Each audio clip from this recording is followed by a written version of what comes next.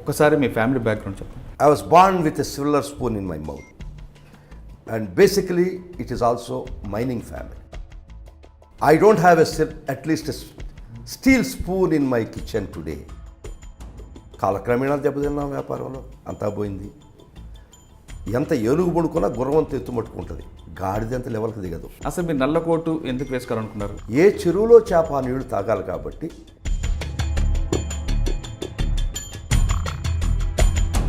ఆ గ్రామ నేపథ్యం ఇచ్చినటువంటి బహుమతి నాకు. ఫస్ట్ నల్లకోటు వేసుకున్న తర్వాత సీనియర్ సర్టిఫికేట్ దగ్గర ఎవరి దగ్గర నేర్చుకున్నారు?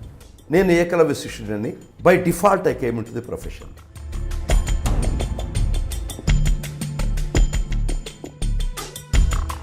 మీరు ఒక సామాన్య అడ్వకేట్గా మీ జీవితం ప్రారంభించి అడిషనల్ అడ్వకేట్ జనరల్గా ఈ స్థాయికి వచ్చినందుకు ప్రజలకి న్యాయ వ్యవస్థ మీద పూర్తిగా నమ్మకం తీసుకురావడానికి ఇంత గతంలో ఎలా పనిచేశారో ఇకపై కూడా ఈ పొజిషన్లో పనిచేస్తారని మేము కోరుకుంటున్నాం. నా తండ్రి జన్మనిచ్చాడేమో కానీ నాకు పునర్జన్మ ఇచ్చింది Jagananna. When I was nothing, when I was trial court advocate, he called me here.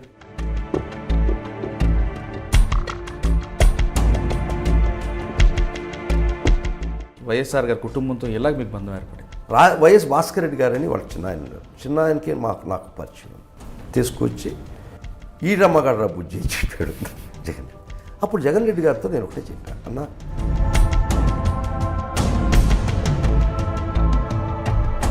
ఆ రోజు యూపీఏ గవర్నమెంట్లో మహాశక్తివంతురాలైనట్టు సోనియా గాంధీని ఎదిరించి పోరాడి తొడదట్టి నిలబట్టి మగోడు జగన్మోహన్ రెడ్డి. తండ్రి లేని కోల్పోయిన జగన్మోహన్ రెడ్డి గారు ఎవరిని బెదిరిస్తారని అతను అరెస్ట్ చేశారని మీరు క్వశ్చన్ చేశారు. నా మదిలో ఈ రోజు దాకా ఆన్సర్ లేని క్వశ్చన్ మీరు అడిగారు. ఖచ్చితంగా నేను జవాబు చెప్తాను.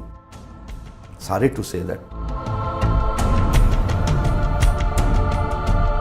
పొలిటికల్ మోటివేట్తో వ్యక్తిని ఇన్ని శక్తులు కలిసి జైలు పంపడం అని చేయడంతో సిబిఐ లాంటి వ్యవస్థ మీద జనంకి నమ్మకం ఉంటుందా పోతుందంటారు? అప్పుడు ఈ చంద్రబాబే అన్నాడు కాంగ్రెస్ బ్యూరో ఆఫ్ ఇన్వెస్టిగేషన్ అని. మీకు ఐడియా ఉందో లేదో? అదే కాంగ్రెస్తో చేతులు కలిపి అదే కాంగ్రెస్తో కుమ్మక్కయి చంద్రబాబు నాయుడు గారు ఓటుకు నోటు కేసులో రేవంత్ రెడ్డి అన్న వ్యక్తి ఒక పావురం అనుకోవాలా, చంద్రబాబు నాయుడు వాయిస్ టెస్ట్ చేసుకోకుండా ఎందుకు అతను ఇంతవరకు తప్పించుకొని తిరుగుతున్నారు? 22 సార్లు చంద్రబాబు పేరు చార్జ్ షీట్లో ఉటంకించినా కూడా ఆ ఒడంబడికలో భాగమే ముద్దాయిగా పడకుండా ఉండడానికి కారణం. కానీ ఈ విధంగా ఉడంపికలు చేసుకుంటూ పోతే ప్రజలకు న్యాయ వ్యవస్థ మీద అందుకే నేను ఇన్వాల్వ్ అయినా అక్కడ.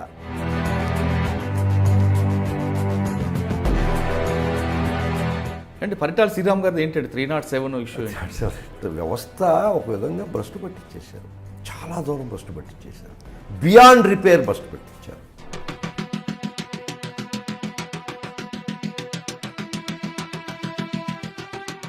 అది విచిత్రమైన, అదే ఇవిడికి అర్థం కాదు. కానీ అడ్వకేట్ జనరల్ అడిషనల్గా మీకే ఇవ్వడం వెనక కారణం అనుకుంటారు వైఎస్ఆర్ కుటుంబంలో ఉన్నటువంటి జీన్స్ అది.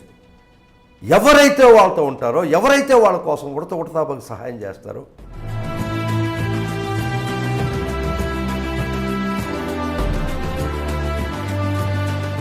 ఆ ప్రేమ టేస్ట్ చేసిన వ్యక్తిగా చెప్తుండా దీని అమ్మ జీవితం ఇంకోసం చచ్చిపోతే అనిపిస్తుంది. అలాంటి పోస్ట్లో మీకు పెట్టడంతో మీరు దాని ప్రక్షాళన కోసం మీరు ఏమైనా పిలిచి జగనన్న ఎవరు ఎంత పెద్దోడైనా సరే కరప్ట్ చేస్తే నిర్దాక్షిణ్యంగా బయటకు పంపిస్తారు. కడపలో వైఎస్ వివేకానంద హత్య కేసు తీసుకుంటే ఆ కేసులో అసలు ముద్దాయిని పట్టుకోకుండా 201లో 2-3 అరెస్ట్ చేయడం ఉన్నది కరెక్ట్ అంటారా?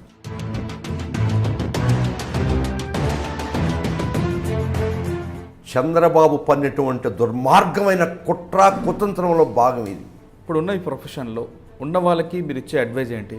అదేవిధంగా మీ ప్రొఫెషనల్ రావాలనుకున్న ఆస్పిరెంట్స్ చాలామంది ఉంటారు, వాళ్ళకి ఇచ్చే మీరు అడ్వైజ్ ఏంటి?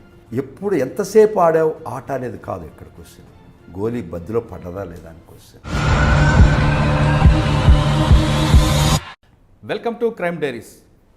ఓటుకు నోటు కేసులో చంద్రబాబు నాయుడికి చుక్కలు చూపించి అటెంప్ట్ టు మర్డర్ కేసులో పరిటాల శ్రీరామ్కి కోర్టులో మెట్లు ఎక్కించి అమరావతి భూముల స్కాములు బయటపెట్టి ఈ 3 కేసులే కాకుండా 30 సంవత్సరాల్లో సంచలనమైన కేసులు చేసిన ఓ వ్యక్తి.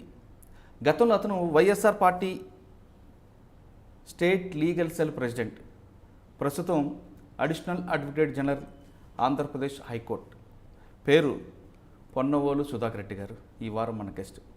సుధాకర్ రెడ్డి గారు దగ్గరికి ఒక కేసు వచ్చిందంటే ఖచ్చితంగా ఆ ఫైల్ తెచ్చిన వ్యక్తికి న్యాయం చేయడం అనేది అతనికి వెండతో పెట్టిన విద్య. సుధాకర్ రెడ్డి గారికి కేసు ఇచ్చామంటే ఖచ్చితంగా కేసు గెలుస్తామనే ధీమా ఆ కక్షిదారులకు ఉంటుంది. అలాంటి సుధాకర్ రెడ్డి గారితో ఈ వారం మాట్లాడి అడ్వకేట్ జనరల్గా వస్తున్న అడిషనల్ అడ్వకేట్ జనరల్గా పనిచేస్తున్న ఆయన ఎలాంటి కేసులు తీసుకొస్తున్నారనే విషయాల్ని సుధాకర్ రెడ్డి గారికి తెలుస్తున్నాం. సుధాకర్ రెడ్డి గారు నమస్కారం అండి. నమస్కారం అండి. సుధాకర్ రెడ్డి గారు, గతంలో మీరు పార్టీకి లీగల్ అడ్వైజర్ చేసిన అంతకుముందు మీ ప్రొఫెషన్ వేరేగా ఉంది. అసలు మీరు నల్లకోటు ఎందుకు వేసుకోవాలనుకున్నారు? నల్లకోటు వేసుకున్న తర్వాత మీ సర్వీస్ మోటోలు ఉన్నారా, లేదా కమర్షియలా, లేదా ప్రొఫెషనలా? ఈ 3తో పాటు వైఎస్ఆర్ కుటుంబంతో మీకున్న అనుబంధం లాంటిది. అంతేకాకుండా ఓటుకు నోటు కేసులో చంద్రబాబు నాయుడు గారికి మీరు చుక్కలు చూపించిన విషయం మాత్రం ఇప్పటికీ ఎవరు జనం మర్చిపోలేదు. ఎందుకంటే ఆ కేసులో కంప్లీట్గా సుధాకర్ రెడ్డి గారి చుట్టే కేసు అంతా తిరిగింది. ఇలాంటి మీ కేసులు అంటే అప్పుడు ఇటీవల కాలంలో అమరావతి భూముల స్కామ్ అవ్వచ్చు, చాలా కేసులు కనిపిస్తున్నాయి. ఈ కేసులు ఒక్కొక్క వివరాలు చెప్పే ముందు ఒక్కసారి మీ ఫ్యామిలీ బ్యాక్గ్రౌండ్ చెప్పండి. Thank you I dream. నాకు ఇది మీ ముందరకు వచ్చి చెప్పడం నాకు డే డ్రీమ్గా ఉంది. In fact it's a day dream for me to come and address before I dream. Sir, దీనికన్నా ముందు మీరు ఒక సామాన్య అడ్వకేట్గా మీ జీవితం ప్రారంభించి అడిషనల్ అడ్వకేట్ జనరల్గా ఈ స్థాయికి వచ్చినందుకు మీకు ముందు ఐ డ్రీమ్ నుంచి శుభాకాంక్షలు అండి. మీరు ఇదే అడ్వకేట్ జనరల్గా ఉండి ప్రజలకి న్యాయ వ్యవస్థ మీద పూర్తిగా నమ్మకం తీసుకురావడానికి ఇంత గతంలో ఎలా పనిచేస్తారో ఇకపై కూడా ఈ పొజిషన్లో పనిచేస్తారని మేము కోరుకుంటున్నాం. ఇప్పుడు చెప్పండి. బిఫోర్ అడ్రస్సింగ్ ఎనీవన్, జన్మనిచ్చిన నా తండ్రి, పునర్జన్మనిచ్చిన నా జగనన్న. It's a fact. నా తండ్రి జన్మనిచ్చాడేమో కానీ నాకు పునర్జన్మ ఇచ్చిన Jagananna. When I was nothing, when I was trial court advocate, he called me here, he brought me here, and వారు చూపించినటువంటి 10 సంవత్సరాలు వారితో నేను కలిగినటువంటి అనుబంధం ఒకసారి తలుచుకుంటే ఒళ్ళు గగుర్పాటు అవుతుంది. I don't want to hide my face and wear a mask. That advocate general, additional advocate general అయినా నాతో పార్టీతో సంబంధం లేదు, నాకు రాజకీయాలతో సంబంధం లేదు, నాది కాన్స్టిట్యూషనల్ పోస్ట్ అని చెప్పుకునే దౌర్భాగ్యుని మట్టుకు నేను కాదు. పునర్జన్మనిచ్చినటువంటి జగన్మోహన్ రెడ్డి గారు నేను జీవితాంతం కడ శ్వాస వరకు వారి సేవలో ఉంటా. వారు నాకు దిశ నిర్దేశించాడు. ఆ విధంగానే జీవితం గడిపి నేను తుది శ్వాస వరకు గడుపుతానని మీ మూలకంగా జగన్మోహన్ రెడ్డి గారికి చెప్పడం జరుగుతుంది. అంటే జగన్ గారి మీద మీకున్న అభిమానం చాలా స్పష్టంగా కనిపిస్తుంది. అతనికి కూడా మీ మీద ఉన్న అభిమానానికి తెలుస్తుంది. కానీ ఒకసారి జన్మనిచ్చిన తల్లిదండ్రులు, వాళ్ళు మీకు పుట్టిన ఊరు, మీరు అసలు నల్లకోటు ఎందుకు వేసుకోవాల్సి వస్తుంది చెప్పండి. అంటే గజ్జె కట్టినప్పుడు నుంచి చెప్పమంటారా, గజ్జె కట్టక ముందు నుంచి కూడా చెప్పమంటారా? నీకు ఏది అలవాటు అది చెప్పండి. I was born in a very rich family. I was born with a silver spoon in my mouth. But I do say that I don't have at least a steel spoon in my kitchen today. Though I have seen wealth, everything when I was a child. I was born into an agriculture family, and basically it is also mining family. We had mines, mica mining. My family used to do mica mining. We had an export venture. America భూగోళంలో ఉందని జనబాహుళ్యానికి తెలవని రోజుల్లో కూడా, maybe 1940s or so. ఇప్పుడు software ఇంజనీర్లు వచ్చారు, కూతురు అమెరికా పోయారు, వాళ్ళతో కూడా అల్లుళ్ళు పోయినారు, అల్లుడితో కూడా కూతురు పోయినారు, కూతురుతో కూడా వాళ్ళ బిడ్డల్ని పెంచడానికి తల్లిదండ్రులు కూడా పోతున్నారు అమెరికాకి, ప్రేమతో కాదు. As a child rearer, so many people go. I don't want to say anything about that. Even those days, My family had an office in New York, Jackson Heights. So that's why I say that I was born with a silver spoon. కాలక్రమేణా దెబ్బతిన్నాం వ్యాపారంలో, అంతా పోయిందంటే in the sense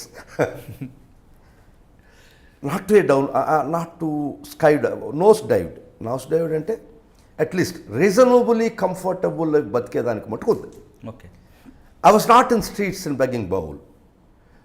What I am trying to say is that from zenith, from the top, from the apex, my family fell down. But my parents at least left me something which can afford me to have a quite reasonable life. ఒక upper middle class life lead చేసేదానికి మనకు నాకు ఏ రోజు ఏ లోటు లేదు. కానీ ఆ పడిపోవడం అనే దురదృష్టం పరిస్థితిలో ఏనుగు బొనుకుంటే గుర్రం అంత ఎత్తుంటుందని మా ఊళ్ళో కూడా సామెత చెప్తారు. నాకు ఐ రిమెంబర్. సో ఎంత ఏనుగు బొనుకున్నా గుర్రం అంత ఎత్తు మట్టుకుంటుంది, గాడిద అంత లెవెల్కి దిగదు. That's a fact. సో అది గజ్జె కట్టక ముందుటువంటి పరిస్థితి. మాది నెల్లూరు, ప్రస్తుతం రూరల్ మండలంలో, ఇప్పుడు నెల్లూరు మున్సిపాలిటీలో 25th వార్డులో చేరినటువంటి కనుపర్తిపాడు అని ఒక చైతన్యవంతమైన గ్రామం. ఆ గ్రామంలో చాలా అక్షరాస్యత ఉంది. చాలామంది అమెరికాకు పోయి ఉన్నారు, రకరకాల దేశాలకు పోయి ఉన్నారు, చాలా బిజినెస్ మెన్ పీపుల్ అయినారు. బేసికలీ అది చైతన్యవంతమైన గ్రామం. ఆ గ్రామంలో పుట్టినందుకు నేను గర్విస్తున్నా.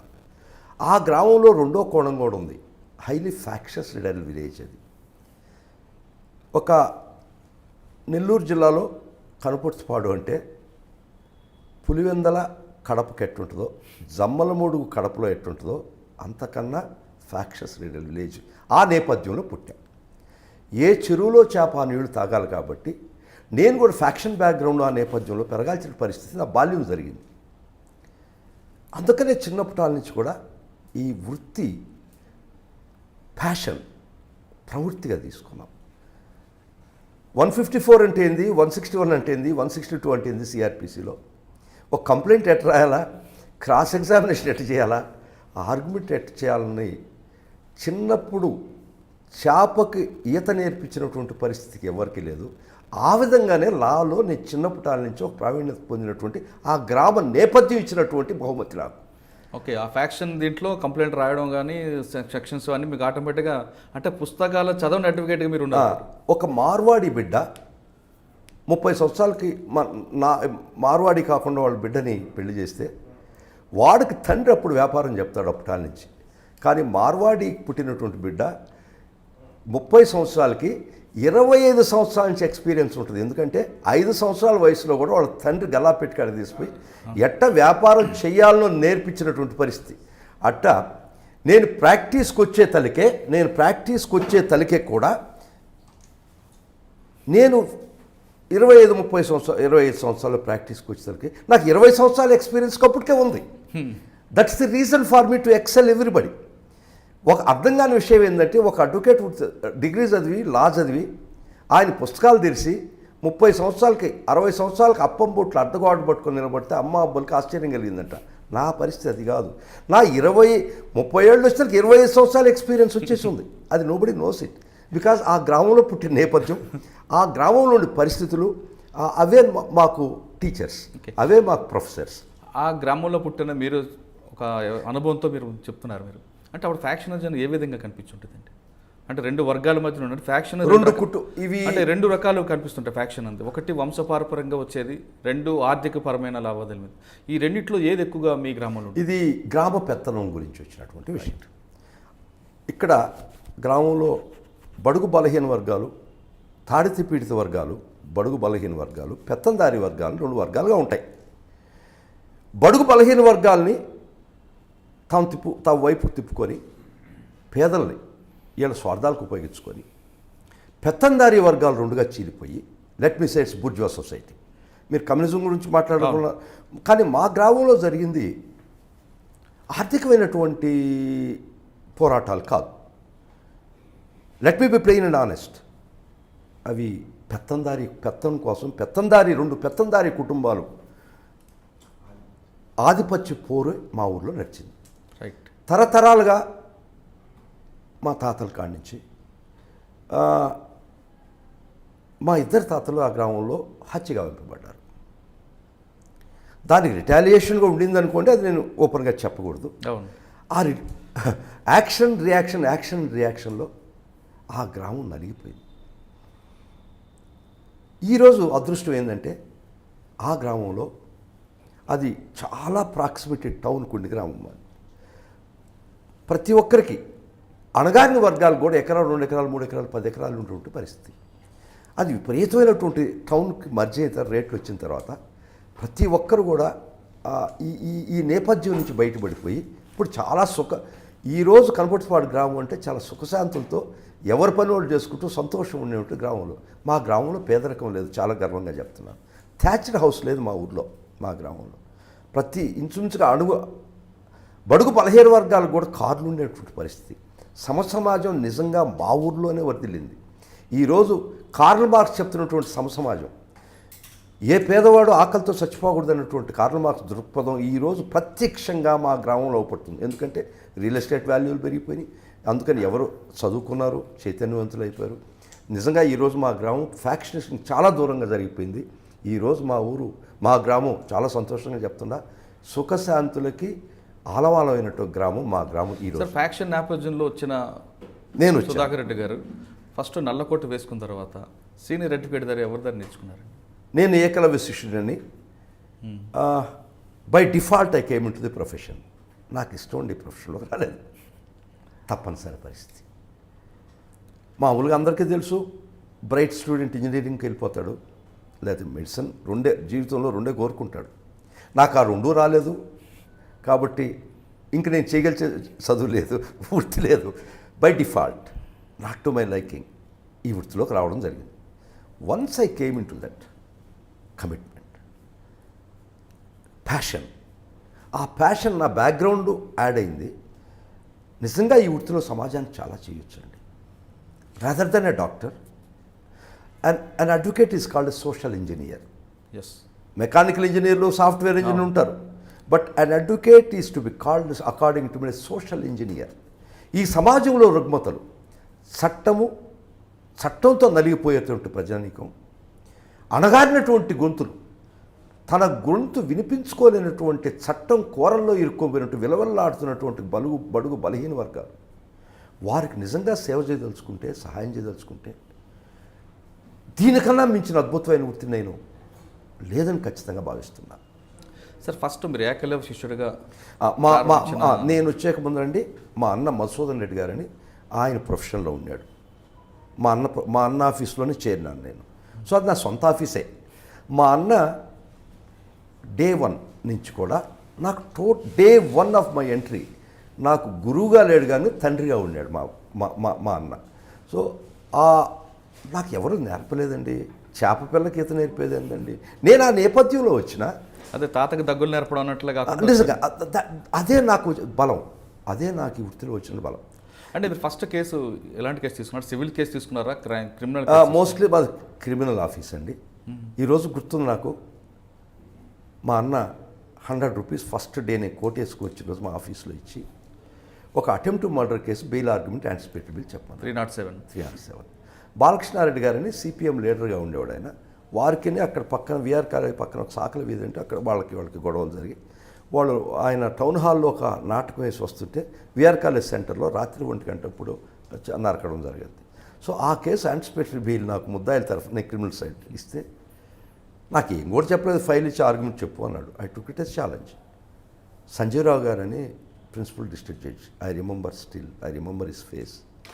ఒక్క మాట మటుకు చెప్పాడు మా అన్న, may it please your honour అని అడ్రస్ చేసి మొదలుపెట్టు, తర్వాత నీకు ఇష్టం వచ్చింది చూసుకున్నాను. వచ్చానండి బెంచ్ దగ్గరికి, మే ఇట్ ప్లీజ్ మై లార్డ్ అని మటుకు చెప్పాను, నాట్ లార్డ్ యువర్ ఆనర్ అని. ఒక్క second blank, still I remember I saw blackness for few seconds, blackout. Few seconds తర్వాత నాకు తెలియదు. ఈరోజు కూడా నా మిత్రులతో చెప్తాను, నేను కేసు చేసేక ముందర ఫ్యూ సెకండ్స్ ఒక ట్రాన్స్లోకి పోతా ఏ కోర్టు, ఈరోజు కూడా. ఆ ఫ్యూ సెకండ్స్ తర్వాత ఏదో ఒక శక్తి నన్ను ఆవహిస్తుంది, అది నాకు తెలుసు, నాకు మాత్రమే తెలుసు. Some cosmic energy is creeping in to me, it is coming from somewhere, I don't know where from. ఖచ్చితంగా తన ఆధీనంలో నన్ను తీసుకొచ్చి నేను ఏమి పలకాలనో ఏమి పలికించాలనో ఆ శక్తి మాత్రమే చెప్తుందని చేయిస్తుందని ప్రగాఢంగా బలంగా నేను ఆ శక్తి యొక్క నేను చవిచూశాను కాబట్టి ఖచ్చితంగా ఓపెన్గా చెప్తుండా. ఆర్గ్యుమెంట్కి పోయేక ముందర నేను నార్మల్, ఆర్గ్యుమెంట్ ఒకసారి తీసుకున్న తర్వాత నేను కాదు, అది నాకు ఒక్కడికే తెలుసు, నా కళ్ళల్లో చూస్తున్న జడ్జికి మాత్రమే తెలుసు. సార్ మీ ఫస్ట్ కేసులో 307 ఓపెన్ చేశారండి, బ్లాంక్ అయింది. Then I started my argument. ఏమీ తెలీదు. బట్ ఆ రోజు అడిషనల్ ఎస్పీ ఈ కేసు చాలా సీరియస్ కేసు అపోజ్ చేసడానికి భాస్కరయ్య గారని డీజీగా గుండి కూడా చనిపోయారు. ఈ మధ్య ఎం భాస్కరయ్య వారు వచ్చి కూర్చోన్నాడు. పబ్లిక్ ప్రాసిక్యూటర్ రామకృష్ణ గారు వారు ఏదేదో చెప్తున్నాడు. అయిపోయింది, ఆర్గ్యుమెంట్ అయింది, చాలా బాగా జరిగిందని నాకు ఈరోజు కూడా గుర్తు. అయిపోయిన తర్వాత ఆయన is trying to play the card of sympathy before the court. Blood అండి ఎర్రగా ఉంటుందండి, ఎర్రగా ఉండిందండి, 6 అడుగులు ఇట్టు బారిందండి, 3 అడుగులు ఇట్టు బారిందండి అంటే బెయిల్ ఇవ్వద్దు అని మాట్లాడు. అదే చిన్నప్పుడు కొత్తతనం పొగురు. నేను అనుకోవడం వెల్ రెడ్ అని. నేను జీవితాన్ని చదువుకొని వచ్చినాడు. నేను లా బుక్స్ మోర్ దెన్ లా బుక్స్. ఐసే సిట్ డౌన్ పీపీ అన్న. కోర్ట్ టేకెన్ అ బ్యాక్ చెప్పి when in Indian parliament, when Nehru was the Prime Minister of India, when American bombed North Korea, Nehru was weeping in the parliament. మీకు idea ఉందో చూసుకోండి. అప్పుడు the greatest home minister that the country has seen ఈ సర్దార్ వల్లభాయ్ పటేల్. అప్పుడు అంటాడు చర్చలు ఆయన ఏడుస్తుంటే నెహ్రూ పార్లమెంట్లో, I say prime minister sit down, war would be like that అని చెప్తాడు ఆయన. అంత గొప్ప వ్యక్తి చెప్పినటువంటి నాకు స్ఫూర్తిలోకి వచ్చి I say PP sit down, blood would be always red, it cannot be yellow అని చెప్పినటువంటి మాట స్ఫూర్తి ఈరోజుకి నాకు నా చెవుల్లో గింగురమంటుంది. కానీ అది చిన్న వయసు, అదేంటి అన్పార్లమెంటరీ కోడ్ కాదు. I coated what at Sardar Vallabhbhai set addressed prime minister of India. 307 అట్నే ఉంటుంది. 307 అట్లా లేకపోతే కేసు ఎందుకు ఉంటుంది? బ్లడ్ ఎర్రగా కాకుండా తెల్లగా ఉండదు కదండి చెప్పుకోవచ్చు. I got the anticipatory bail for the first incident. That was my achievement. అంటే ఏ గ్రౌండ్స్లో అతను మీరు బెయిల్ తీసుకున్నారు? అసలు బెయిల్స్ అనేది అడ్వకేట్లకి తెలవకుండా వచ్చింది. కోర్టులు కూడా ఏ కన్సిడరేషన్ మీద బెయిల్ ఇవ్వాలనే కన్ఫ్యూషన్ స్టేట్లో ఈరోజు ఉంది. Sorry to say that. Gurbaksh Singh versus state of Assam అని జస్టిస్ కృష్ణ అయ్యర్, ఒక సామాజిక సోషల్ ఇంజనీరు, సుప్రీంకోర్టు జడ్జి అయ్యే ఐడియా ఉందండి. జస్టిస్ కృష్ణ అయ్యర్ ఆయన రాజకీయంలో half of his life was politician. He came from leftistic background. వచ్చిన తర్వాత ఆయన ప్రాక్టీస్ ఎక్కడా చేయలే, అడ్వకేట్ బేసిక్గా డైరెక్ట్గా సుప్రీంకోర్టు జడ్జిని చేశారు ఆయన టాలెంట్ని బట్టి. ఆయన ఈరోజు కూడా లివింగ్ లెజెండ్. ఆయన చనిపోయినా ఆయన రాసినటువంటి జడ్జిమెంట్లు ప్రతి ఒక్కరు చదువుకోవాల్సిన పరిస్థితి. ఆయన Gurbaksh Singh versus state of Assam అనే కేసులో his lordship justice Krishna Iyer తీర్పు చెప్తాడు. బెయిల్ అనేది 3 కన్సిడరేషన్సే: fleeing from justice, throttling the course of justice, or committing repeated crimes. Till proved guilty he's innocent అని జ్యూరిస్ప్రుడెన్స్ చెప్తుంది. నేర నిరూపణ అయిందాక నేను ఇన్నోసెంట్ అని చట్టమే చెప్తుంది. నువ్వు నిర్దోషి అని చట్టమే చెప్తుంది. నేను కోర్టులోకి పోయి నేను బెయిల్ అప్పుడు నేను నిర్దోషిని, నా బెయిల్ ఏంటి, నేను అది చేతకాంతనం అని నేను చాలా గర్వంగా అది చాలా స్పష్టంగా చెప్తున్నాను. ఒక అడ్వకేటు చట్టం నిర్దోషం నువ్వు చెప్తుంటే నువ్వు బెయిల్ ఆర్గ్యుమెంట్ కాడికి వచ్చి నేను నిర్దోషం నువ్వు చెప్పుకోవడం ఏంది, జడ్జి నువ్వు దోషివాడు వాదనడం ఏందో నాకు ఆశ్చర్యకరమైన పరిస్థితి. చట్టం 3 చెప్తుంది, జ్యూరిస్ప్రుడెన్స్ చెప్తుంది. నిన్ను శిక్ష ఖరారైన దాకా నువ్వు నిర్దోషివి, until and unless proved guilty or innocent చట్టం చెప్తుంది. అది చూసుకోరు, అది చదువుకోరు. వారు కృష్ణ అయ్యర్ 3 విషయాలు చెప్పాడు. కోర్టు 3 క్వశ్చన్లు తను వేసుకోవాలి. If bail is given, fleeing from justice, ఇది పాడిపోతాడా, మళ్ళీ ఈ ట్రయల్కి వస్తాడా రాడా, that's 1 question. Committing repeated crimes, వీడిని వదిలితే మళ్ళీ ఇటువంటి అఫెన్స్లు చేస్తాడా, లేదు వీడు బయట ఉంటే విచారణను ప్రభావితం చేస్తాడా. ఈ 3 కండిషన్స్కి నో అనుకోని నీకు కానీ ఆన్సర్ వస్తే bail is a right, jail is is exception Krishna Iyer చెప్పాడు. అది రాను డీజనరేషన్ వచ్చి ఈ విధంగా చెప్పే ధైర్యంగా జడ్జి గారికి నువ్వు క్వశ్చన్స్ వేసుకొని నా ముద్దాయి బెయిల్ ఇస్తే పారిపోవడం అనే కండిషన్స్ నువ్వు చెప్పి నా ముద్దాయి బయటకు వస్తే ఇటువంటి కమిటీ ఈ అఫెన్సెస్ చేయలేడు అని చెప్తే, ఫర్ ఎగ్జాంపుల్ ఒక టెర్రరిస్టు లుంబిని పార్క్లో బాంబు పెట్టాడు, వాడిని పట్టుకొచ్చారు, వాడికి బెయిల్ ఇస్తే ఇంకో పార్క్లో పెడతాడు. అటువంటి కండిషన్ ఉంటే బెయిల్ ఇవ్వద్దు. Second aspect, throttling the course of justice. నేను బయట ఉంటే సాక్షులను ప్రభావితం చేసే పరిస్థితి ఉంటే ఇవ్వద్దు అని చెప్తుంది. ఫ్లీయింగ్ ఫ్రమ్ జస్టిస్, నాకు బెయిల్ ఇస్తే పారిపోయే పరిస్థితి ఉంటే బెయిల్ ఇవ్వద్దు అని చెప్తుంది. ఈ 3 కండిషన్స్ లేనప్పుడు ఖచ్చితంగా bail is a right, jail is an exception. అదే చెప్పా, అదే కోర్టులో చెప్పడం జరిగింది. సో మొదటిసారి బెయిల్ అప్లికేషన్ నేను కోర్టులో ఓపెన్ చేసినటువంటి ఓపెనింగ్ సెంటెన్స్ అదే గజ్జి కట్టిన తర్వాత మొట్టమొదటి ఆ రోజు ఏఎస్పీ బయటకు వచ్చి పీపీ అన్నాడు, ఏం చెప్పావా, నీకు ఇంత ఎక్స్పీరియన్స్, పిల్లగాడు వాడు చూడవా ఆడు చెప్తున్నాడు అని చెప్పి. ఫస్ట్ కామెంట్ ఫ్రమ్ అప్పుడు then ASP Nellore M Bhaskarayya. Now he's no more, he's dead. So subsequently he's become very close to me, very friendly of mind. వారు మా బ్రదర్ కూడా వైజాగ్లో చదువుకున్నటువంటి సాదృశ్యం. సో ఆ పరిచయం తర్వాత ఈ సీన్ మీ direct live, then he pat on my back, people wrong, ఏం చెప్పా నువ్వు, నేను వచ్చి కూర్చుంటే నువ్వు మునమ పార్క్ చెప్పావు, సారీ టు సే దట్. పిల్లగాడు చూడ ఏం చెప్తున్నాడు, వీలు కొట్టుకొని పోయినాడంటే, జీవితంలో గజ్జి కట్టిన తర్వాత నేను సాధించినటువంటి డే 1 దానికిగా మా అన్నిచ్చింది 100 రూపీస్, అంటే ఫీజుగా కాదు, కోర్టుకు వచ్చి ఇచ్చిన డబ్బులు. సో ఇది పరిస్థితి. ఈ నేపథ్యం జరుగుతూ వచ్చిన తర్వాత ఓన్లీ క్రిమినల్ సైడ్ మ్యాచ్ చేసేవాళ్ళు. నాకు ఇష్టం, నా ఆ సైడ్ అంటే ఆ నేపథ్యంలో వచ్చినటువంటి, నేను పుట్టినటువంటి వాడిని కాబట్టి అది it's my passion. It's not only my profession, నా వృత్తి కాదు, నా ప్రవృత్తి కూడా అది. ఆ విధంగా రకరకాల కేసులు నెల్లూరులో వచ్చి చాలా మర్డర్ కేసు చేయడం జరిగింది. ఒక కేసులో first tape recorded evidence introduce చేసింది మేమే. ఒక ఎక్స్ట్రా జ్యుడిషియల్ కన్ఫెషన్ అంటారు, అది అడ్మిసిబుల్. అంటే నేను ఒక అఫెన్స్ చేసో, ఒక హత్య చేసో పోలీస్ దగ్గర ఏం చెప్పినా అడ్మిసిబుల్ కాదు. ఎవిడెన్స్ యాక్ట్ సెక్షన్ 24 ఏం చెప్తుందంటే, any statement before police is inadmissible. అంటే కన్ఫెషన్ అది వాల్యుబుల్ కాదంట. ఏవి చెప్పాను చెప్పు, నేను పలానా చంపేశాను అని పోలీస్ చెప్పి రాసిచ్చినా కూడా చట్టంలో చెల్లుబాటు కాదు. కానీ extra judicial confession is admissible. నేను పోయి ఒక పెద్ద మనిషి దగ్గరికి వచ్చి నేను పలానా పుల్లాయిని చంపేశాను అని మీ దగ్గర కానీ చెప్తే అది అడ్మిసిబుల్. ఆ లేఖనాన్ని పోలీసు ఉపయోగించుకుంటుంది జనరల్గా.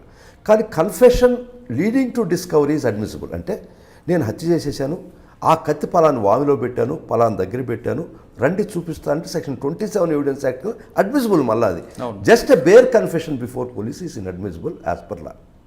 Extra judicial confession admissible. Police ఏం చేస్తుందంటే, ఒక హత్య చేసిన వాడిని ఆ విఆర్ఓలు వాళ్ళ దగ్గరికి పోయి ఈయన మనసు పరివర్తన చెందినట్టు, ఈయన పోయి ఆయన దగ్గర ఉపదాలు చేసినట్టు వాడి చేత స్టేట్మెంట్ ఇప్పిస్తుంది. కానీ వీడు విఆర్ఓ దగ్గరికి పోయేది ఉండదు, ఆ పెద్ద మనిషి దగ్గరికి పోయేది, ఇటు చెప్పేది ఉండదు. అంటే పోలీసు దుర్మార్గంగా వీడిని ఈ నేరంలో ప్రమేయం లేకపోయినా ఇరికిత్సాన్ని చేసేటువంటి ప్రక్రియ. నాయుడుపేట ఒక కేసు, మర్డర్ కేసు జరుగుతూ ఉంది. ఆ విఆర్ఓ దగ్గర ఎక్స్ట్రా జ్యుడిషియల్ కన్ఫెషన్ పెట్టారు వాళ్ళు. మాకు తెలుసు ఇది పెట్టలేదు, వాళ్ళు చెప్పలేదు అని. వాడు కోర్టుకు వచ్చే ముందర వీడు ఎవరు ఏంది కనుక్కున్నాం. వాడి కామన్ ఫ్రెండ్ ఒకటి పంపించాం. ఇక్కడ మామూలు క్యాజువల్ మాటల్లో పెట్టి, ఇతను ఆ విధంగా చెప్పాడా, నువ్వేదో కోర్టులో చెప్పబోతున్నావంట, ఈడన్నా నిజంగా ఏమన్నా నీ దగ్గర చెప్పా, ఎవడురా చెప్పింది, వాడు నేను ఎప్పుడు చూశాను, వాడు నా దగ్గర చెప్పలేదు, ఎందుకు చెప్తున్నావు అన్న, వాడు పోలీసు కూడా ఒకడికి చెప్పమంటే చెప్తున్నాను రేపు కోర్టులో అని చెప్పేసి that we got it recorded. So total extra judicial confession అబద్ధం అని వాడు నోటుకొని చెప్పించాం. వాడు ఎవిడెన్స్కి వచ్చాడు, అంత చెప్పేసి నా ముందర వచ్చాడు, చెప్పాడు, ఆయన నేను చంపేశానని చెప్పాడు, పరివర్తన చెందాడు, ఒప్పుకున్నాడు. తర్వాత పేపర్లో చుట్టాం tape recorder evidence is admissible. అటు ఓపెన్ చేస్తుంటే పీపీ అన్నాడు, ఏమన్నా ఏంది రామాయణం ఏమన్నా తీస్తున్నావా అని. కాదు, ఇది భారతం తీస్తున్నావా అని చెప్పి ఓపెన్ చేసి దెన్ వి ప్లేడ్ ఇట్. జడ్జిని తిడుతున్నాడు, న్యాయ వ్యవస్థను తిడుతున్నాడు, పోలీసు వాళ్ళని తిడుతున్నాడు. ఓరే వాడి కళ్ళు లేవు కదరా ఆ జడ్జికి, చెవులే కదరా వాడి కళ్ళు లేవు కదా, నేనేం చెప్తే తినాలరా ముండా అంటున్నాడు ఈడు యాక్చువల్గా. అన్నీ విన్న తర్వాత కూలిపోయి వాడు ఉద్యోగం కూడా పోయింది. సో ఇటువంటి పరిస్థితిలో కూడా ఒక దుర్మార్గంగా ఒక నిర్దోషిని ఒక కేసులో పోలీసు ఇరికిచ్చే పరిస్థితులు చాలా ఉన్నాయి. అది ఆ రోజే ఎదుర్కొన్నాం. సో వినూత్నంగా చేసాం ప్రొఫెషన్గా చేసినటువంటి పరిస్థితి. ప్రొఫెషన్ ఒక ప్యాషన్తో చేశాం కాబట్టి, ఒక కమిట్మెంట్తో చేశాం కాబట్టి ఇంత షార్ట్ పీరియడ్లో నా హైకోర్టులో జగన్మోహన్ రెడ్డి గారు ఇచ్చినటువంటి నాకు రివార్డు, కమిట్మెంట్. నిజంగా అండి, as YSR Congress party legal cell అధ్యక్షుడిగా జగన్మోహన్ రెడ్డి గారు నా మీద పెట్టుకున్న నమ్మకం అపారమైన నమ్మకం. అందుకే మళ్ళీ చెప్తున్నా, పదే పదే చెప్తున్నా, జన్మనిచ్చిన తండ్రి జన్మనిచ్చినట్టు Jaganmohan Reddy. Talent, realize that I have talent. గర్వంగా చెప్తాను నాకు టాలెంట్ ఉందని. కానీ ఒక డైరెక్టరు కథలు రాసుకొని సంచిలో పెట్టుకొని మామూలు గెడ్డాం పెట్టుకొని ఆయన గుడ్డ సంచిలో పెట్టుకొని ప్రతి ప్రొడక్షన్ హౌస్ తిరుగుతాడు. ఈ సినిమా తీండి 100 రోజులు ఆడద్దని ప్రతి ఒక్కరూ కాఫీ కూడా ఇవ్వకుండా వెక్టారంగా మాట్లాడినటువంటి ఈ టాప్ డైరెక్టర్స్ ఎన్ని సాదృశ్యాలు ఉంటాయి వాళ్ళకి ఒక్కసారి గుండె మీద చేసుకొని చెప్పండి. కానీ ఒక ప్రొడ్యూసర్ నిన్ను నమ్మి ఆ కథను పెట్టుకొని సినిమా తీసి ఆ సినిమా 100 రోజులు ఆడిచ్చినటువంటి ఘనత డైరెక్టర్ది, నిన్ను నమ్మి తీసినటువంటి ప్రొడ్యూసర్ది గొప్పతనం. అట్టనే నన్ను నమ్మి నా చేత ఇంత ఆడిచ్చినటువంటి ఇన్ని కేసులు నాకు ఇచ్చినటువంటి జగన్మోహన్ రెడ్డి గారికి పాదాభివందనం. ఖచ్చితంగా నాకు ఏ పొజిషన్ ఇచ్చినా ఆయన ధర్మం, ఆయన భిక్ష ఇది. It's not my though I have talent చాలామందికి ఉంటుంది. నేను పల్లెటూరు నుంచి వచ్చానండి. 10 డౌనింగ్ సీటు పిజ్జాలు బర్గర్లు తిని నేను రాలే. అంత పచ్చిమిరపకాయ సద్దన్నం తిని వచ్చినాడు.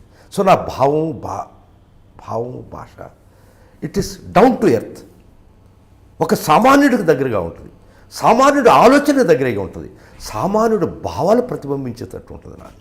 అందుకనే ఇప్పుడు దాకా జరిగినట్టు విధానం కోర్టు నేను ఎంటర్ కాకముందు కూడా ఒక అడ్వకేట్ అంటే ఆయన ఏదో ఒక దైవాంశ సంభూతులాల ఆయన చాలా లిమిటెడ్గా మాట్లాడతాడు. అంటే క్లయింట్ అంటే మీరు ఇప్పుడు ఏజీఓకి వెళ్తున్నారు, అక్కడ వెళ్ళే ముందు ఓకే, ఇది నా బ్యాక్గ్రౌండ్. సార్ మీరు ఫస్ట్ కోర్టు వేసుకోగానే మీ ఎన్ఈ గారు ఆఫీస్ నుండి అక్కడ ఫస్ట్ 307లో బెయిల్ తీసుకొచ్చారు, తర్వాత యాంటిసిపేట్ బెయిల్ తీసుకొచ్చారు, తర్వాత 302లో కేసు పట్టుకొచ్చారు. ఈ పరంపర ఇటువంటి మర్డర్ కేసులు చాలా చేసామండి, చాలా మా అన్న ఆధ్వర్యంలో.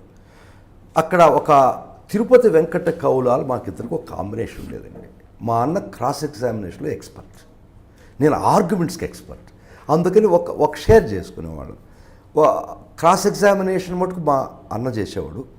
ఆర్గ్యుమెంట్కి వచ్చేటప్పుడు పందిని నంది చేసే అది నాకు దేవుడు ఇచ్చిన వరం. నేను చెప్పే ట్రాన్స్లో పోయి చెప్తానని ఆ ఒక్క శక్తి నాకుండేది, క్రాస్ ఎగ్జామినేషన్ చేసే శక్తి మా అన్నకు ఉండేది. ఇది ఒక కాంబినేషన్. ఇది తిరుపతి వెంకట కౌలాల ఇద్దరం చాలా కాలం. అంటే 302లో ఆ కేసులు మీ దగ్గరికి వచ్చినప్పుడు క్రాస్ ఎగ్జామ్ అవ్వచ్చు లేదా మీరు అన్నట్లుగా ఆర్గ్యుమెంట్స్లో ఎక్యూజ్డ్ని సేవ్ చేయడం అన్నది పెట్టుకున్నారా, లేదా కేసు బట్టి ఆ కేసు ఫైల్ని బట్టి మీరు? ఇక్కడ చాలామంది తప్పుగా ఆలోచిస్తారండి. ఇక్కడ మీరు దోషులను కేసుల నుంచి తప్పిస్తున్నారు కదా. మేము ఇచ్చేది లీగల్ జస్టిస్, మారల్ జస్టిస్ కోసం మేము పోరాటం లేదు. చట్ట పరిధిలో వీడు ఎంతవరకు తప్పు చేశాడు, చట్ట పరిధిలో వీడు మనం ఎంతవరకు తప్పు చేశాడో చేయలేదు, అంతవరకే అడ్వకేట్ రోలు. న్యాయం ధర్మం చూడాల్సిన పైన భగవంతుడు ఉన్నాడు. So we render to give legal justice, not moral justice. At times legal జస్టిస్కి మారల్ జస్టిస్కి కాన్ఫ్లిక్ట్ కూడా వస్తుంది. But we have to stand by legal justice alone. Gandhi గారు చెప్పినట్టు నువ్వు తప్పు చేస్తే నా దగ్గర రాకూడదు అంటే మాకు ప్రాక్టీస్ ఉండదు. ప్రాక్టీస్ కోసం మటుకు కాదు. చట్టం ఏం చెప్తుంది? చట్టం కొన్ని పరిధులు ఉన్నాయి, కొన్ని పరిమితులు ఉన్నాయి. చట్ట పరిధిలో వీడు దోషా కాదా, అంతేగాని మారల్ పరిధిలో నిజంగా చేశాడా లేదా అని మేము అంటే జస్ట్ మీరు ప్రొఫెషనల్గా కేస్ స్టడీ బట్టి మీరు ఆర్గ్యుమెంట్ చేస్తారు అంతే. ఖచ్చితంగా పోలీసు తప్పు పెట్టింది, దొంగ సాక్ష్యం పెట్టింది. మేము కేసు చూస్తున్నాం, ఎక్కడ తప్పు చేశారు, ఎక్కడ దొంగ సాక్ష్యం పెట్టారు, ఎక్కడ నిజం కాదని ఒక ప్రొఫెషనల్ అడ్వకేట్కి ఫస్ట్ రావాల్సినటువంటి ఆలోచనది. వచ్చిన తర్వాత ఆ విధంగా వీడు నిజంగా సాక్షి కాదు, వీడిని ఇంప్లాంట్ చేశారు, వీడిని అక్కడ చొప్పించారు, కాబట్టి ఇది బ్రేక్ చేయాలా. పోలీసులు పక్కా ఎవిడెన్స్ తీసుకొచ్చి షార్ట్ షీట్ వేసిన తర్వాత కూడా కొన్ని కేసులు పోవడానికి కారణం ఏమంటారు? పోలీసులు వాళ్ళ ప్రయత్నం వాళ్ళు చేస్తారండి, వాళ్ళు తప్పు పట్టే పరిస్థితి కాదు. చట్టం రకరకాల కోణాల్లో చూడాలి. ఎవిడెన్సు ఏంది, వెరాసిటీ, ఆ ఎవిడెన్స్ నమ్మాలన్నా పడలేదా, ఛాన్స్ విట్నెస్సా, ఏ పరిస్థితిలో ఆ సాక్షిగా ఉన్నాడు, చాలా పారామీటర్స్ ఉంటాయి. ఒక సాక్షి నిజం చెప్తున్నాడా అబద్ధం చెప్తున్నాడా, నిజంగా సీన్లో ఉన్నాడా లేదా, చూసి చెప్తున్నాడా లేకపోతే ట్యూటాడా అనేది మేము క్రాస్ ఎగ్జామినేషన్లో బయట పెడతాం. అంటే పోలీసు కన్విక్షన్ రేట్ తగ్గిపోవడానికి కారణం ఏమనుకుంటున్నారు? ఏంటి కన్విక్షన్ రేట్ తగ్గిపోవడానికి అసలు ముఖ్యంగా ఒక అఫెన్స్ జరిగిన తర్వాత భారతదేశంలో అది ట్రయల్కి వచ్చేదానికి 5 ఏళ్ళు పడుతుంది మినిమం. అది మన న్యాయ వ్యవస్థలో ఉన్నటువంటి పెద్ద పొరపాటు. ఒక హత్య చేసిన తర్వాత అప్పుడుండి కోపతాపాలు వేరే ఉంటాయి, అప్పుడున్నటువంటి సాక్ష్యం చెప్పాలని దృక్పథం వేరే ఉంటుంది. అది ఫైనల్గా ట్రయల్కి వచ్చేసరికి మినిమం 5 to 6 years. ఆ లోపల చాలా మార్పులు జరిగిపోతాయి. సాక్షులు లొంగిపోవడం అనకూడదు, కానీ ఆవేశాలు ఉండకపోవచ్చు. ఇవన్నీ వెరసి ఒక విధంగా న్యాయాన్ని మనం సరైన న్యాయాన్ని మనం డెలివర్ చేయలేకున్నాం. Delay in justice. ఈ కోర్టులు, ఈ వ్యవస్థలు, ఒక ఎఫ్ఎస్ఎల్ పోలీసు కూడా ఏం చేయలేదండి. ఒక అఫెన్స్ జరిగింది, ఈ ఎఫ్ఎస్ఎల్కి రిపోర్ట్ పంపిస్తాడు, వాడు సంవత్సరం దాకా రిపోర్ట్ పంపిడు. ఇది ప్రతి ఒక్క వ్యవస్థ బ్లేమ్ చేసుకోవాల్సిన పరిస్థితి ఇక్కడ. అందుకని ఒక అఫెన్స్ జరిగిన తర్వాత అంతకుముందు జ్యూరీ సిస్టమ్ ఉండేదండి, అది లేదు. జ్యూరీ సిస్టమ్ అంటే ఒక అఫెన్స్ జరిగితే ఆ ఏరియాలో పెద్ద మనుషులు కూడా ఇద్దరు కూర్చునేవాళ్ళు, వాళ్ళకి వాస్తవ పరిస్థితి తెలుస్తుంది. ఇది జరిగిందే లేదండి, నిజంగా మారల్ జస్టిస్ వాళ్ళు ఇవ్వగలుస్తుంది. ఇక్కడ మేము కాగితాల మీదనే న్యాయం మేము డెలివరీ చేసేది ఓన్లీ బేసింగ్ ఆన్ ఎవిడెన్స్. ఆ ఎవిడెన్స్లో ఎట్ట తప్పు ఉందని కోర్టు దృష్టికి మేము తీసుకురావడానికి ప్రయత్నించినప్పుడు కోర్టు నమ్మితే కోర్టు కేసు కొట్టేస్తారు, నమ్మకపోతే శిక్ష వేస్తారు. అంతేగాని శిక్ష ఇవ్వబడ్డ ప్రతి ఒక్కడు దోషని కానీ కొట్టేయబడ్డ ప్రతి ఒక్కడు నిర్దోషాన్ని మటుకు నేను ధైర్యంగా చెప్పలేకున్నాను. అది కరెక్ట్ కూడా కాదు. చాలామంది నిర్దోషులకు శిక్షలు పడ్డాయి, చాలామంది దోషులు శిక్షలు లేకుండా తప్పించుకున్నటువంటి పరిస్థితి. ఈరోజు చంద్రబాబు సంగతి మాట్లాడదాం. అంటే చంద్రబాబు గారు కేసు వెళ్ళలేక ముందు మీ ప్రొఫెషన్ గురించి చాలా ఇంపార్టెంట్ కేసులు కనిపిస్తున్నాయండి. సుధాకర్ రెడ్డి గారి దగ్గరకు వచ్చిన ప్రతి కేసు బెయిల్ వస్తుంది లేదా అక్విడేట్ అవుతుంటాయని అంటారు, కానీ సుధాకర్ రెడ్డి గారు వాదించిన కొన్ని కేసులు కూడా కన్విక్షన్ తీసుకొచ్చిన ఉంటాయి. ఖచ్చితంగా ఉంటాయి. అటువంటి అంటే మీ మనసుకు నచ్చి ఈ కేసులో నేను అతను న్యాయం చేయలేకపోయినా అని ఒక కేసు అని చెప్పగలరు? నిజంగా చెప్పదలుచుకుంటే, మనసులో ఇప్పుడు మాట్లాడదలుచుకుంటే, మేము జిల్లా కోర్టులో అడ్వకేట్గా ఉండగా మా కన్విక్షన్స్ రేట్స్ చాలా తక్కువ. అంటే కన్విక్షన్స్ రేట్ సెక్షన్ బట్టి తక్కువ. అది ఎంత దాకా పోయిందంటే, కన్విక్షన్స్ రేట్స్ ఎక్కువ ఉన్నవాళ్ళు హైకోర్టుకు వచ్చేవాళ్ళు, ఈ అడ్వకేట్స్తో పరిచయం పెట్టుకునేవాళ్ళు, ఈ హైకోర్టు దారి తెలిసి ఉండేవాళ్ళు. నిజం చెప్తానండి, నేను ఇక్కడికి వచ్చిన దాకా హైకోర్టు దారి కూడా నాకు సరిగా తెలియదు. దాని అర్థం ఏంటంటే మాకు హయ్యెస్ట్ అక్విటల్ రేషియో ఉండింది ఇక్కడ. నాకు హైకోర్టు దాకా రావాల్సిన పరిస్థితి అది నాకు ఉత్పన్నం కాలే, నాకు అవసరం కలగలే. ఎందుకంటే ఒక 100 కేసులో మ్యాక్సిమం మాకు అక్కడే కేసు కొట్టించుకోను కాబట్టి హైకోర్టుకు వచ్చి వకీల్తో నాకు ఇక్కడికి వచ్చిన దాకా హైకోర్టు దారి కూడా ఎత్తుకొని పోయినా నేను యాజ్ అన్ అడ్వకేట్ ఇక్కడికి వచ్చిన రోజు నుంచి. కానీ అలాంటి సుధాకర్ రెడ్డి గారికి ఒక కేసులో చేయలేకపోయాని నేను బాధపడే కేసే ఉందా? చాలా ఉన్నాయండి. అంటే ఒక్క కేసు గురించి చెప్పగలరు? చాలా ఉండేది. It would amount a comment on the judiciary which I am restrained to that. Sir, ఇంకా ఆ టాపిక్ స్కిప్ చేస్తే, మీరు నెల్లూరు జిల్లాలో అన్నతో కలిపి ఒక తమ్ముడుగా తిరుగుతున్న సుధాకర్ రెడ్డి గారికి, రామలక్ష్మణులుగా ఉన్న సుధాకర్ రెడ్డి గారికి ఇక్కడ వైఎస్ఆర్ గారి కుటుంబంతో ఎలా మీకు బంధం ఏర్పడింది? జగన్మోహన్ రెడ్డి గారిని ఏ తప్పు లేకుండా దేశంలో అత్యున్నతమైన శక్తివంతురాలైనటువంటి సోనియా గారిని తొడదట్టి నిలబట్టి మగోడు జగన్మోహన్ రెడ్డి. ఎవ్వరు ఏ శరద్ పవార్తో కూడా చెప్తున్నా తొడ తట్టలేదేమో కానీ తొడ మీద చెయ్యి వేసే లోపల లొంగిపోయి సోనియా గాంధీకి నా బాంఛ్యం ద్వారా అన్నటువంటి పరిస్థితి కూడా ఉంది. కడదాకా ఆఖరి దాకా పోరాడినటువంటి ఒక మహాయోధుడు జగన్మోహన్ రెడ్డి. ఆ రోజు యూపీఏ గవర్నమెంట్లో మహాశక్తివంతురాలైనటువంటి సోనియా గాంధీని ఎదిరించి పోరాడి వెన్ను చూపించకుండా పోరాడినటువంటి పోరాట యోధుడంటే నాకు ఇష్టం, నాకు అభిమానం. ఎస్, నేను కూడా ఆ పోరాటం అంటే ఇష్టపడేవాడిని. పోరాట నేపథ్యంలో వచ్చినవాడిని. ఈడ్రా మగాడ్రా బుజ్జి అనుకున్నాను సార్. ఈ దేశంలో మగవాడు జగన్మోహన్ రెడ్డి అని. ఈరోజు కాదు, రేపు కాదు, కడదాకా జగన్మోహన్ రెడ్డి ఒక్కడే మగవాడు. అతను ఎదిరించిన తర్వాత అతను కాంగ్రెస్ పార్టీ పెట్టినటువంటి బాధలు, కష్టాలు ఒక్కసారి మీరు నెమరు వేసుకుంటే, ఏ నాయకుడు కూడా తల వంచి నా బాంఛ్యం ద్వారా అని సోనియా గాంధీ పాదాక్రాంతుడు కాకుండా ఉండే పరిస్థితి ఎవ్వరికీ లేదు, ఎక్సెప్ట్ జగన్మోహన్ రెడ్డి గారు. ఆయనకు అవసరం అండి. తన తండ్రికి అక్కడ పావురాలగుట్టలో ఒక ఎమోషనల్గా తన తండ్రి చనిపోయినటువంటి ప్రదేశం చూసి తన తండ్రి కోసం చనిపోయినటువంటి వేలాది మంది యొక్క సావులు చెవుల్లో విన్నటువంటి జగన్మోహన్ రెడ్డి గారు వాళ్ళు ఓదారుస్తాను, నేను ఒక తండ్రిగా, ఒక బిడ్డగా తర్వాత నా తండ్రి కోసం చనిపోయినటువంటి ప్రతి ఒక్కరి ఇంటికి పోయి దండం పెట్టి చేతులెత్తి మొక్కి వస్తాననే ఒక్క కోరిక మాత్రమే జగన్మోహన్ రెడ్డి గారు ఎక్స్ప్రెస్ చేశారు. రాజకీయ పదవులు అడగలేదు, అతన్ని అడగలేదు, జగన్మోహన్ రెడ్డి గారు సీఎం అడగలేదు. ఆ రోజు మా జిల్లాలో ఉన్న నాయకులు, రాష్ట్రం మొత్తం నాయకులు గుండెలు చింపేసుకుని, చొక్కాలు చింపేసుకుని నువ్వు ఒక్కడే సీఎం కావాలి వాళ్ళు అడిగినటువంటి పరిస్థితి. జగన్మోహన్ రెడ్డి గారు అడిగిన he never sat for the CMship. The people around Rajasekhar Reddy వారు అడిగినటువంటి పరిస్థితి. ఓకే, ఆ పరిస్థితిలో ఆ ఒక్క కోరిక చెప్తే మన కల్చర్ కాదు, మన సాంప్రదాయాలు తనకు తెలియదు, మన భాష తెలియదు, మన భావం తెలియదు, మన మనసులో ఉన్నటువంటి ప్రేమకు కూడా తనకు తెలియనటువంటి కల్చరల్ కాన్ఫ్లిక్ట్. మీరు చూసుంటారు వెస్ట్రన్ కంట్రీస్లో వాళ్ళ తండ్రి చనిపోయినా ఒక రిబ్బన్ ఎట్టుకుని ఆఫీస్కి పోతాడు. That is the western culture. మన తండ్రి చనిపోతే కర్మంతం దాకా బిడ్డ గెడ్డాంగ్ కూడా తీడు, మీకు ఐడియా ఉందో లేదో, అది మన కల్చర్. సో వాళ్ళందరినీ పిలవండి, ఒక దగ్గర సమూహపరచండి, సే థ్యాంక్స్ అని. తన తప్పు కూడా పట్టను కానీ సోనియా గాంధీ. కల్చరల్ కాన్ఫ్లిక్ట్ ఇక్కడ ఉన్నటువంటి అభిమానం, ఇక్కడ ఉంటే అనుబంధం, ఇక్కడ ఉన్నటువంటి culture, down to earth nature వారికి తెలియదు. అది జగన్మోహన్ రెడ్డి వ్యతిరేకించారు. వ్యతిరేకించిన తర్వాత ఆయన్ని పెట్టిన కష్టాలు ప్రత్యక్షంగా కళ్ళతో చూసినటువంటి వ్యక్తి.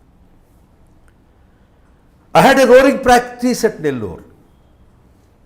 ఒక చిన్న మలుపు, నా ఆలోచన, అది చలనం, ఒక సంచలనంగా క్రియేట్ చేసి, ఒక చిన్న చలనం నెల్లూరు నుంచి నేను తీసుకున్నటువంటి చలనం అది సంచలనం అయింది. ఒక చిన్న మలుపు, అలుపు లేకుండా పోరాడా జగన్మోహన్ రెడ్డి గారు. ఆ రోజు కేసులంతా ఆ సబ్జుడిస్, ఇప్పుడు కోర్టు వ్యవహారాల్లో అది ఉన్నాయి కాబట్టి మాట్లాడడానికి నాకు భావ్యం కాదు, కానీ ఒక్క ముక్క చెప్పి ఆపేస్తారు. అంటే మీ ఇద్దరికి పరిచయం ఎలా జరిగిందంటారు? అంటే జగన్ గారు పడుతున్న కష్టాలను చూసి జగన్మోహన్ రెడ్డి గారు పడుతున్న కష్టాలు చూసి ఈ విధంగా ఇబ్బంది పడుతున్నప్పుడు ఒక పవర్ఫుల్ కమిటెడ్ క్రిమినల్ లాయర్ కావాలన్నటువంటి వాళ్ళ మధ్యలో కలిగినటువంటి పరిస్థితి. వైఎస్ భాస్కర్ రెడ్డి గారని వాళ్ళ చిన్నాయన ఉన్నారు. చిన్నాయనకి నాకు పరిచయం తీసుకొచ్చి ఈ రమ్మగడ్ర బుజ్జి చెప్పాడు జగన్. అప్పుడు జగన్ రెడ్డి గారితో నేను ఒకటే చెప్పాను, అన్న, offence is the best form of defence. ఇప్పుడు దాకా రాళ్ళు మన మీద వేస్తున్నాం, మనం రాళ్ళు వేస్తే క్రిమినల్ లాలో తట్టుకోలేం. యాక్చువల్గా కాంగ్రెస్ ప్రేరేపితమైనటువంటి కేసు. గులాం నబీ ఆజాద్ కక్రు అని జడ్జిని తీసుకొచ్చి పెట్టుకొని క్విట్ ప్రోకో చేసి శంకర్రావు చేత ఇచ్చి ఎర్రవనాయుడు ఇంప్లీడ్ అయ్యి అశోక్ గజపతిరాజు, ఇది కాంగ్రెస్ ప్రేరేపితమైన కేసులు. తెలుగుదేశం చంద్రబాబు ఆలోచనలు పుట్టి ఇంప్లీడ్ చేయించినటువంటి దుర్మార్గమైనటువంటి విషయం. బిజినెస్ అండ్ సెక్రటరేట్ రూల్స్ అని ఒకటి ఉందండి. అసలు కేసు ఏంటంటే 26 controversial GOs were issued with violating rules and regulations, doling out state largesse to 72 companies as quid pro quo the investor in Sandur power and Jagati publication entire case. దాన్ని ఏం prove చేయాలండి? ఆ GOs controversial అని ఒక చట్టాన్ని వ్యతిరేకించి ఇచ్చినవని ప్రూవ్ చేయాలి. అవి ఎక్కడ ప్రూవ్ చేస్తారండి? చేయలేరు, దాని లేదు కాబట్టి.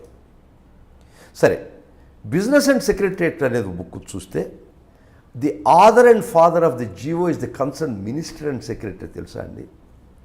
26 controversial GOs were issued between 2004 and 2009. Who are responsible for that? GO ఇచ్చినటువంటి మంత్రి, ఆ కన్సర్న్ సెక్రటరీ మాత్రమే రెస్పాన్సిబుల్ అని బిజినెస్ అండ్ సెక్రటరేట్ రూల్స్లో ఉంది. ఆ రోజు దాకా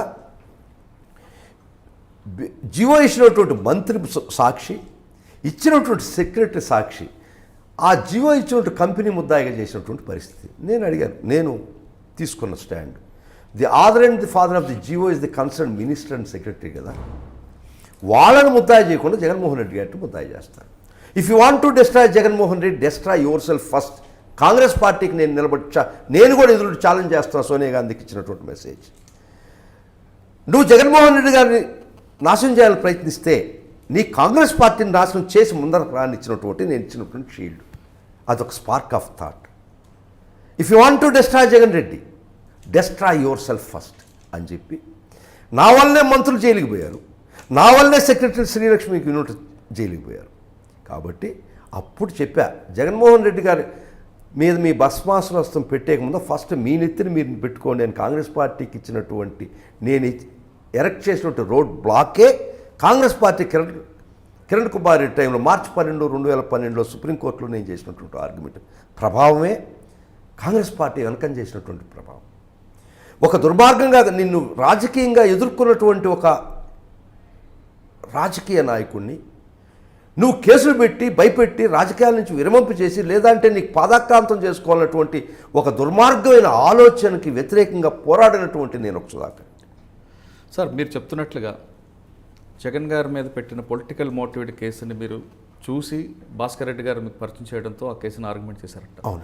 కానీ మీరు ఫస్ట్లో చెప్పారు కోర్టు చెప్తున్నట్లుగా ముందు నిందితుడు అని భావించే వ్యక్తి అవతల వ్యక్తిని మ్యానిపులేట్ చేస్తాడని కానీ దేశం విడిచి పారిపోతాడని కానీ లేక కేసును పక్కతో పట్టిస్తే మాత్రమే అరెస్ట్ చేయాలని సిబిఐ రూల్స్ ఉన్నాయి. బెయిల్ ఇవ్వకూడదని. కానీ అరెస్ట్ చేయకూడదని కూడా సిబిఐ చెప్తుంటుంది. కానీ జగన్ గారికి అసలు మనిషిని ఎవరిని అతను చాలా రైట్ క్వశ్చన్ అడిగారు. ఒక్క నిమిషం అండి. జగన్ గారు ఎవరికి మ్యానిపులేట్ చేస్తారని, ఎవరిని బెదిరిస్తారని, ఎందుకు అతను ఎలాంటి అధికారం తండ్రి లేని కోల్పోయిన జగన్మోహన్ రెడ్డి గారు ఎవరిని బెదిరిస్తారని అతను అరెస్ట్ చేశారని మీరు క్వశ్చన్ చేశారు? చాలా చాలా చాలా రైట్ క్వశ్చన్ వేశారండి. నా మదిలో ఈరోజు దాకా ఆన్సర్ లేని క్వశ్చన్ మీరు అడిగారు, సొల్యూషన్ లేనటువంటి క్వశ్చన్ అడిగారు. ఖచ్చితంగా నేను జవాబు చెప్తాను. సారీ టు సే దట్ ఇక్కడ ఒక అడ్వకేట్కి ఉండాల్సిన కమిట్మెంటు, సిన్సియారిటీ, నాలెడ్జ్, టాలెంట్, అది నేను సుప్రీంకోర్టులో పనిచేశాను అన్న పాటనే టాలెంట్ రాదు. That flows out of commitment. మీరు అడిగిన 3 ప్రశ్నలకి జవాబు చెప్తానండి. అది కాంగ్రెస్ గవర్నమెంటు, సాక్షులు సెక్రటరీసు, మంత్రులు, మీ ఆఫీసర్సు, ప్రభుత్వంలో పనిచేసే ఎంప్లాయీస్. గవర్నమెంట్ మీది, స్టేట్లో సెంట్రల్లో మీది. సాక్షులను, అఫీషియల్స్ వాళ్ళ ప్రభావితం చేసే పరిస్థితే లేదు జగన్మోహన్ రెడ్డి గారు. అటువంటి జగన్మోహన్ రెడ్డి గారు నిజంగా ప్రభావితం చేసే పరిస్థితి ఉండుంటే మీరు కేసు పెట్టేదానికి మీకు శక్తి ఎక్కడది? జగన్మోహన్ రెడ్డి గారు ఏ విధంగా సాక్షులను ప్రభావితం చేయలేడు అని సుస్పష్టం. జగన్మోహన్ రెడ్డి గారు నిజంగా పారిపోదలుచుకుంటే ఈ కేసు పెట్టిన తర్వాత 6 నెలలు, 7 నెలలు, సంవత్సరాలు అరెస్ట్ చేయలేము. మీకు ఐడియా ఉందో లేదు? అవును. పారిపోయేదానికి ఆయనకు అవకాశం ఉంది. ఆయన పాదయాత్ర చేస్తున్నాడు కదా. పాదయాత్ర చేస్తున్నాడు. ఓదాయాత్ర, నాట్ పాదయాత్ర. ఓదాయాత్ర. పారిపోవాలని ఉద్దేశం ఉంటే ఎప్పుడో పారిపోయి ఉండేవాడు. అది కూడా నో అని ఆన్సర్ వచ్చింది. అంటే ఇలాంటి తప్పుడు కేసుల్లో అంటే జనాలకి పొలిటికల్ ఎల్లో మీడియా ట్రయల్ చేసింది, ఎల్లో మీడియా విచారణ చేసింది, ఎల్లో మీడియా 1,00,000 కోట్లని విచారణ చేసింది. విచారణ చేసి తీర్పు కూడా ఇచ్చింది. ఈరోజు ఏబిఎన్ రాధాకృష్ణ, ఈరోజు ఈనాడు కానీ ఇవి అన్ని ఛానల్స్, ఆ రోజు ఉన్నటువంటి ముఖ్య ఛానల్స్ వాళ్ళ చేతిలో ఉండి వాళ్లే విచారణ చేసి వాళ్లే జగన్ రెడ్డిని ముద్దాయం చేసి ప్రజల్లో దోషగా నిలబెట్టి శిక్ష వేయలేకపోయినా కానీ వాళ్ళు చేసినటువంటి ప్రయత్నం ఎంత దుర్మార్గంగా ఒక వ్యక్తిని జీవితాన్ని, రాజకీయ జీవితాన్ని కర్కశంగా ఇనప బూట్ల కింద నలపాలనేటువంటి ప్రయత్నం చేసిందంటే నిజంగా as a citizen, not as an advocate, ఒక జగన్మోహన్ రెడ్డి గారి దగ్గరున్న వ్యక్తిగా వాడు కాదు. ఒక్కసారి ఎవడైనా ఒక్కసారి ఆలోచిస్తే వాడు రెవల్యూషనరీ అవుతారు. ఈ వ్యవస్థలో ఇంత దుర్మార్గం జరిగినట్టు మీరు అన్నట్లు పాయింట్లు తీసుకుంటే ఇంత దారుణంగా ఒక వ్యక్తి అంటే పొలిటికల్ మోటివేట్తో ఒక వ్యక్తిని ఇన్ని శక్తులు కలిసి జైలుకి పంపడం మనం చేయడంతో సిబిఐ లాంటి వ్యవస్థ మీద జనంకి నమ్మకం ఉంటుందా పోతుందంటారు? అప్పుడు ఈ చంద్రబాబే అన్నాడు కాంగ్రెస్ బ్యూరో ఆఫ్ ఇన్వెస్టిగేషన్ అని. మీకు ఐడియా ఉందో లేదో? చంద్రబాబు వాడినటువంటి మాట ఇది. కాంగ్రెస్ బ్యూరో ఆఫ్ ఇన్వెస్టిగేషన్ వాడినటువంటి మాట, అది వాడినటువంటి మాట. అదే కాంగ్రెస్తో చేతులు కలిపి అదే కాంగ్రెస్తో కుమ్మక్కై విలువలు లేదు కాబట్టి ఈరోజు చంద్రబాబుకు ఆ పరిస్థితి వచ్చింది. మాట మీద విలువ లేదు, చెప్పిన మాట చెప్పినట్టు మాట్లాడు కాబట్టే ప్రజలు తీర్పు ఇచ్చారు. గుర్తుపెట్టుకోండి, ఏ నాయకుడికి ఉండాల్సింది ఒక్కటే, విలువలు, విశ్వసనీయత. సార్, ఇప్పుడు మనం చంద్రబాబు గారు టాపిక్ ఎత్తారు కాబట్టి వద్దాం.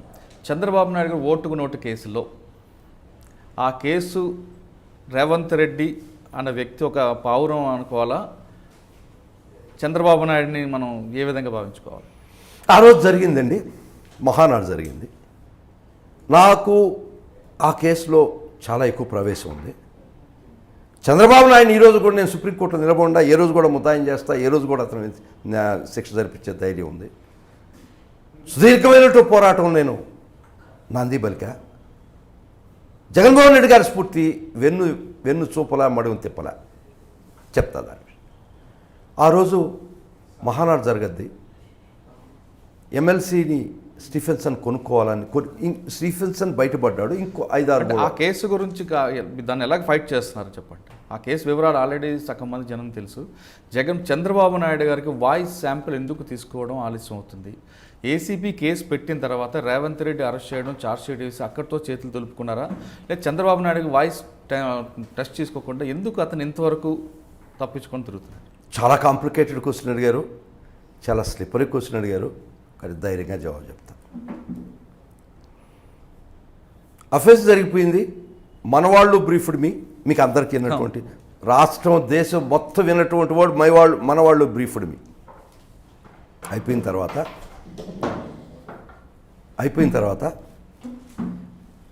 22 సార్లు చంద్రబాబు పేరు ఛార్జ్షీట్లో ఉంది. ఛార్జ్షీట్ కాపీ కావాలంటే నేను ఇస్తాను. 22 సార్లు చంద్రబాబు పేరు ఛార్జ్షీట్లో ఉటంకించినా కూడా ఛార్జ్షీట్లో హెడ్డింగ్లో పేరు పెట్టలే. దానికి నేపథ్యం ఏంటంటే, చంద్రబాబు ఎప్పుడైతే ముద్దాయి కాబోతున్నాడో అందరికీ తెలుసు. నేను కొత్తగా మేనేజ్మెంట్లో కింగ్ ఆయన, ఏ వ్యవస్థనైనా మేనేజ్ చేయగలిస్తేనని ఒక అభిప్రాయం. నేను కూడా నమ్ముతా అతను పెద్ద ఈవెంట్ మేనేజ్మెంట్ చేయడంలో గొప్ప దిట్ట.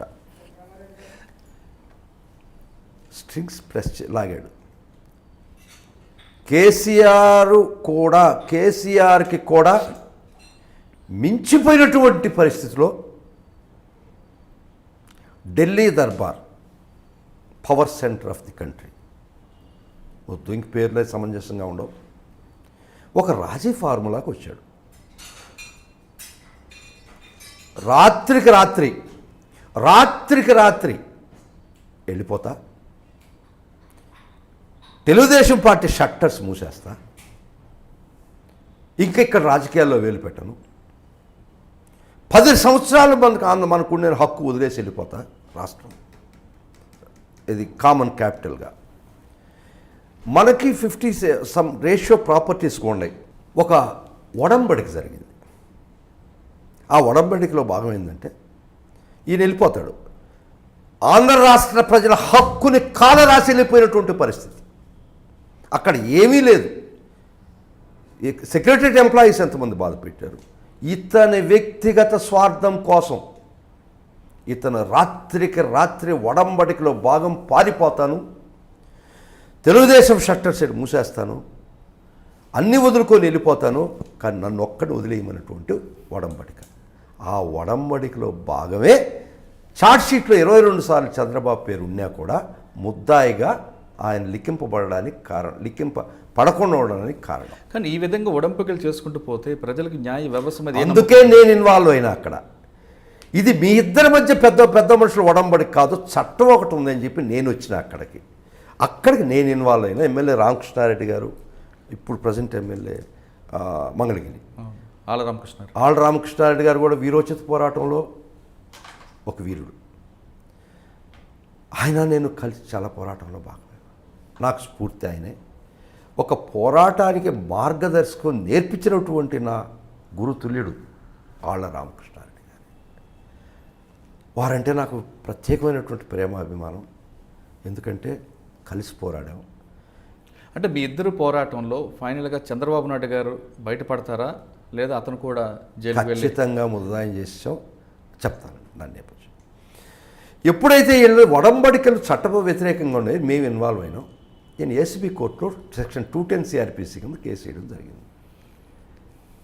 It was taken on file. ముద్దాయి అయిపోయిన మరుక్షణం స్టేకి వచ్చాడు హైకోర్టు. స్టేకి వచ్చి సిద్ధార్థ లూథరా అని సుప్రీంకోర్టు నుంచి అడ్వకేట్ తీసి ఎవడైతే అనుకుంటే ఐ ఆర్గ్యూడ్ అగెన్స్ట్ హిమ్.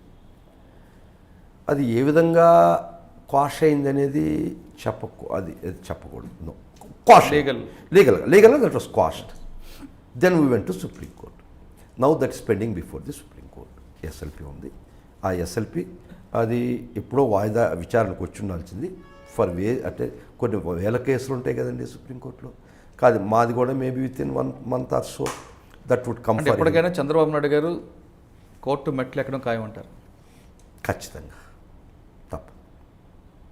తప్పదు. సెక్షన్ 12 కింద పీస్ యాక్ట్ కింద ఖచ్చితంగా ముద్దాయి అవుతాడు. అంటే ఆ ఓటుకు నోటు కేసులు వెళ్తారా, లేదా ఆ తర్వాత జరిగిన అక్రమాలు భూములు కేసులు కూడా కనిపిస్తాయా? అది నేను మాట్లాడకూడదండి. చంద్రబాబు మటుకు ప్రస్తుతం నాకు తెలిసింది ఓటుకు నోటు కేసులో 120B సెక్షన్ 12 పీసీ యాక్ట్ కింద ముద్దాయి అవుతాడు. Along with conspiracy section 12 అబిట్మెంట్ 2 okay ఖచ్చితంగా ముద్దాయి అవుతాడు. సార్, ఇంకా చంద్రబాబు నాయుడు కేసుతో పాటు సుధాకర్ రెడ్డి గారిది ఇంకొక కేసు కూడా కనిపిస్తుంటుంది, పరిటాల శ్రీరామ్ గారు. పరిటాల శ్రీరాము కేఈ కృష్ణమూర్తి కొడుకు శ్యాంబాబు ఒక్కటే అండి. అంటే పరిటాల శ్రీరామ్ గారిది ఏంటంటే 307 ఇష్యూ అంటే అప్పుడులోనే ఎస్పీ గారు కూడా పరిటాల శ్రీరామ్ ఇచ్చారని కూడా. ఎట్లా వ్యవస్థ ఒక విధంగా భ్రష్టు పట్టించేశారు, చాలా దూరం భ్రష్టు పట్టించేశారు, బియాండ్ రిపేర్ భ్రష్టు పట్టించారు. తోపుదుర్తి ప్రకాష్ రెడ్డి గారు, చంద్రశేఖర్ రెడ్డి గారు ఒక గ్రామంలో మీటింగ్కి పెడతారు. వీళ్ళ ఆ ఊరి కార్యకర్తలకు అంతా అరేంజ్ చేసి మీటింగ్ పెట్టిస్తాడు. రాప్తాడ్ మండలం అది. వచ్చి వీళ్ళు మీటింగ్ అయ్యి వచ్చేస్తారు. వచ్చిన తర్వాత ఆ ఆర్గనైజర్ని వచ్చి చేతులుంచేసి శ్రీరామ్ కొట్టి గందరగోళంగా చేసి వెంకటాపురం అడవుల్లో బంధించి చాలా ఇబ్బంది పెట్టి వాడిని పోలీస్ స్టేషన్ తీసుకుపోయి వీళ్ళ మీదకి చాలా తెల్లగాయతాల మీద వివరాలు రాసి తోపుదుర్తి ప్రకాష్ రెడ్డి, చంద్రశేఖర్ రెడ్డి మీద కేసు పెట్టిస్తారు. 324 అండి, 307 that we took it very serious. మరి ఇంత దుర్మార్గమా?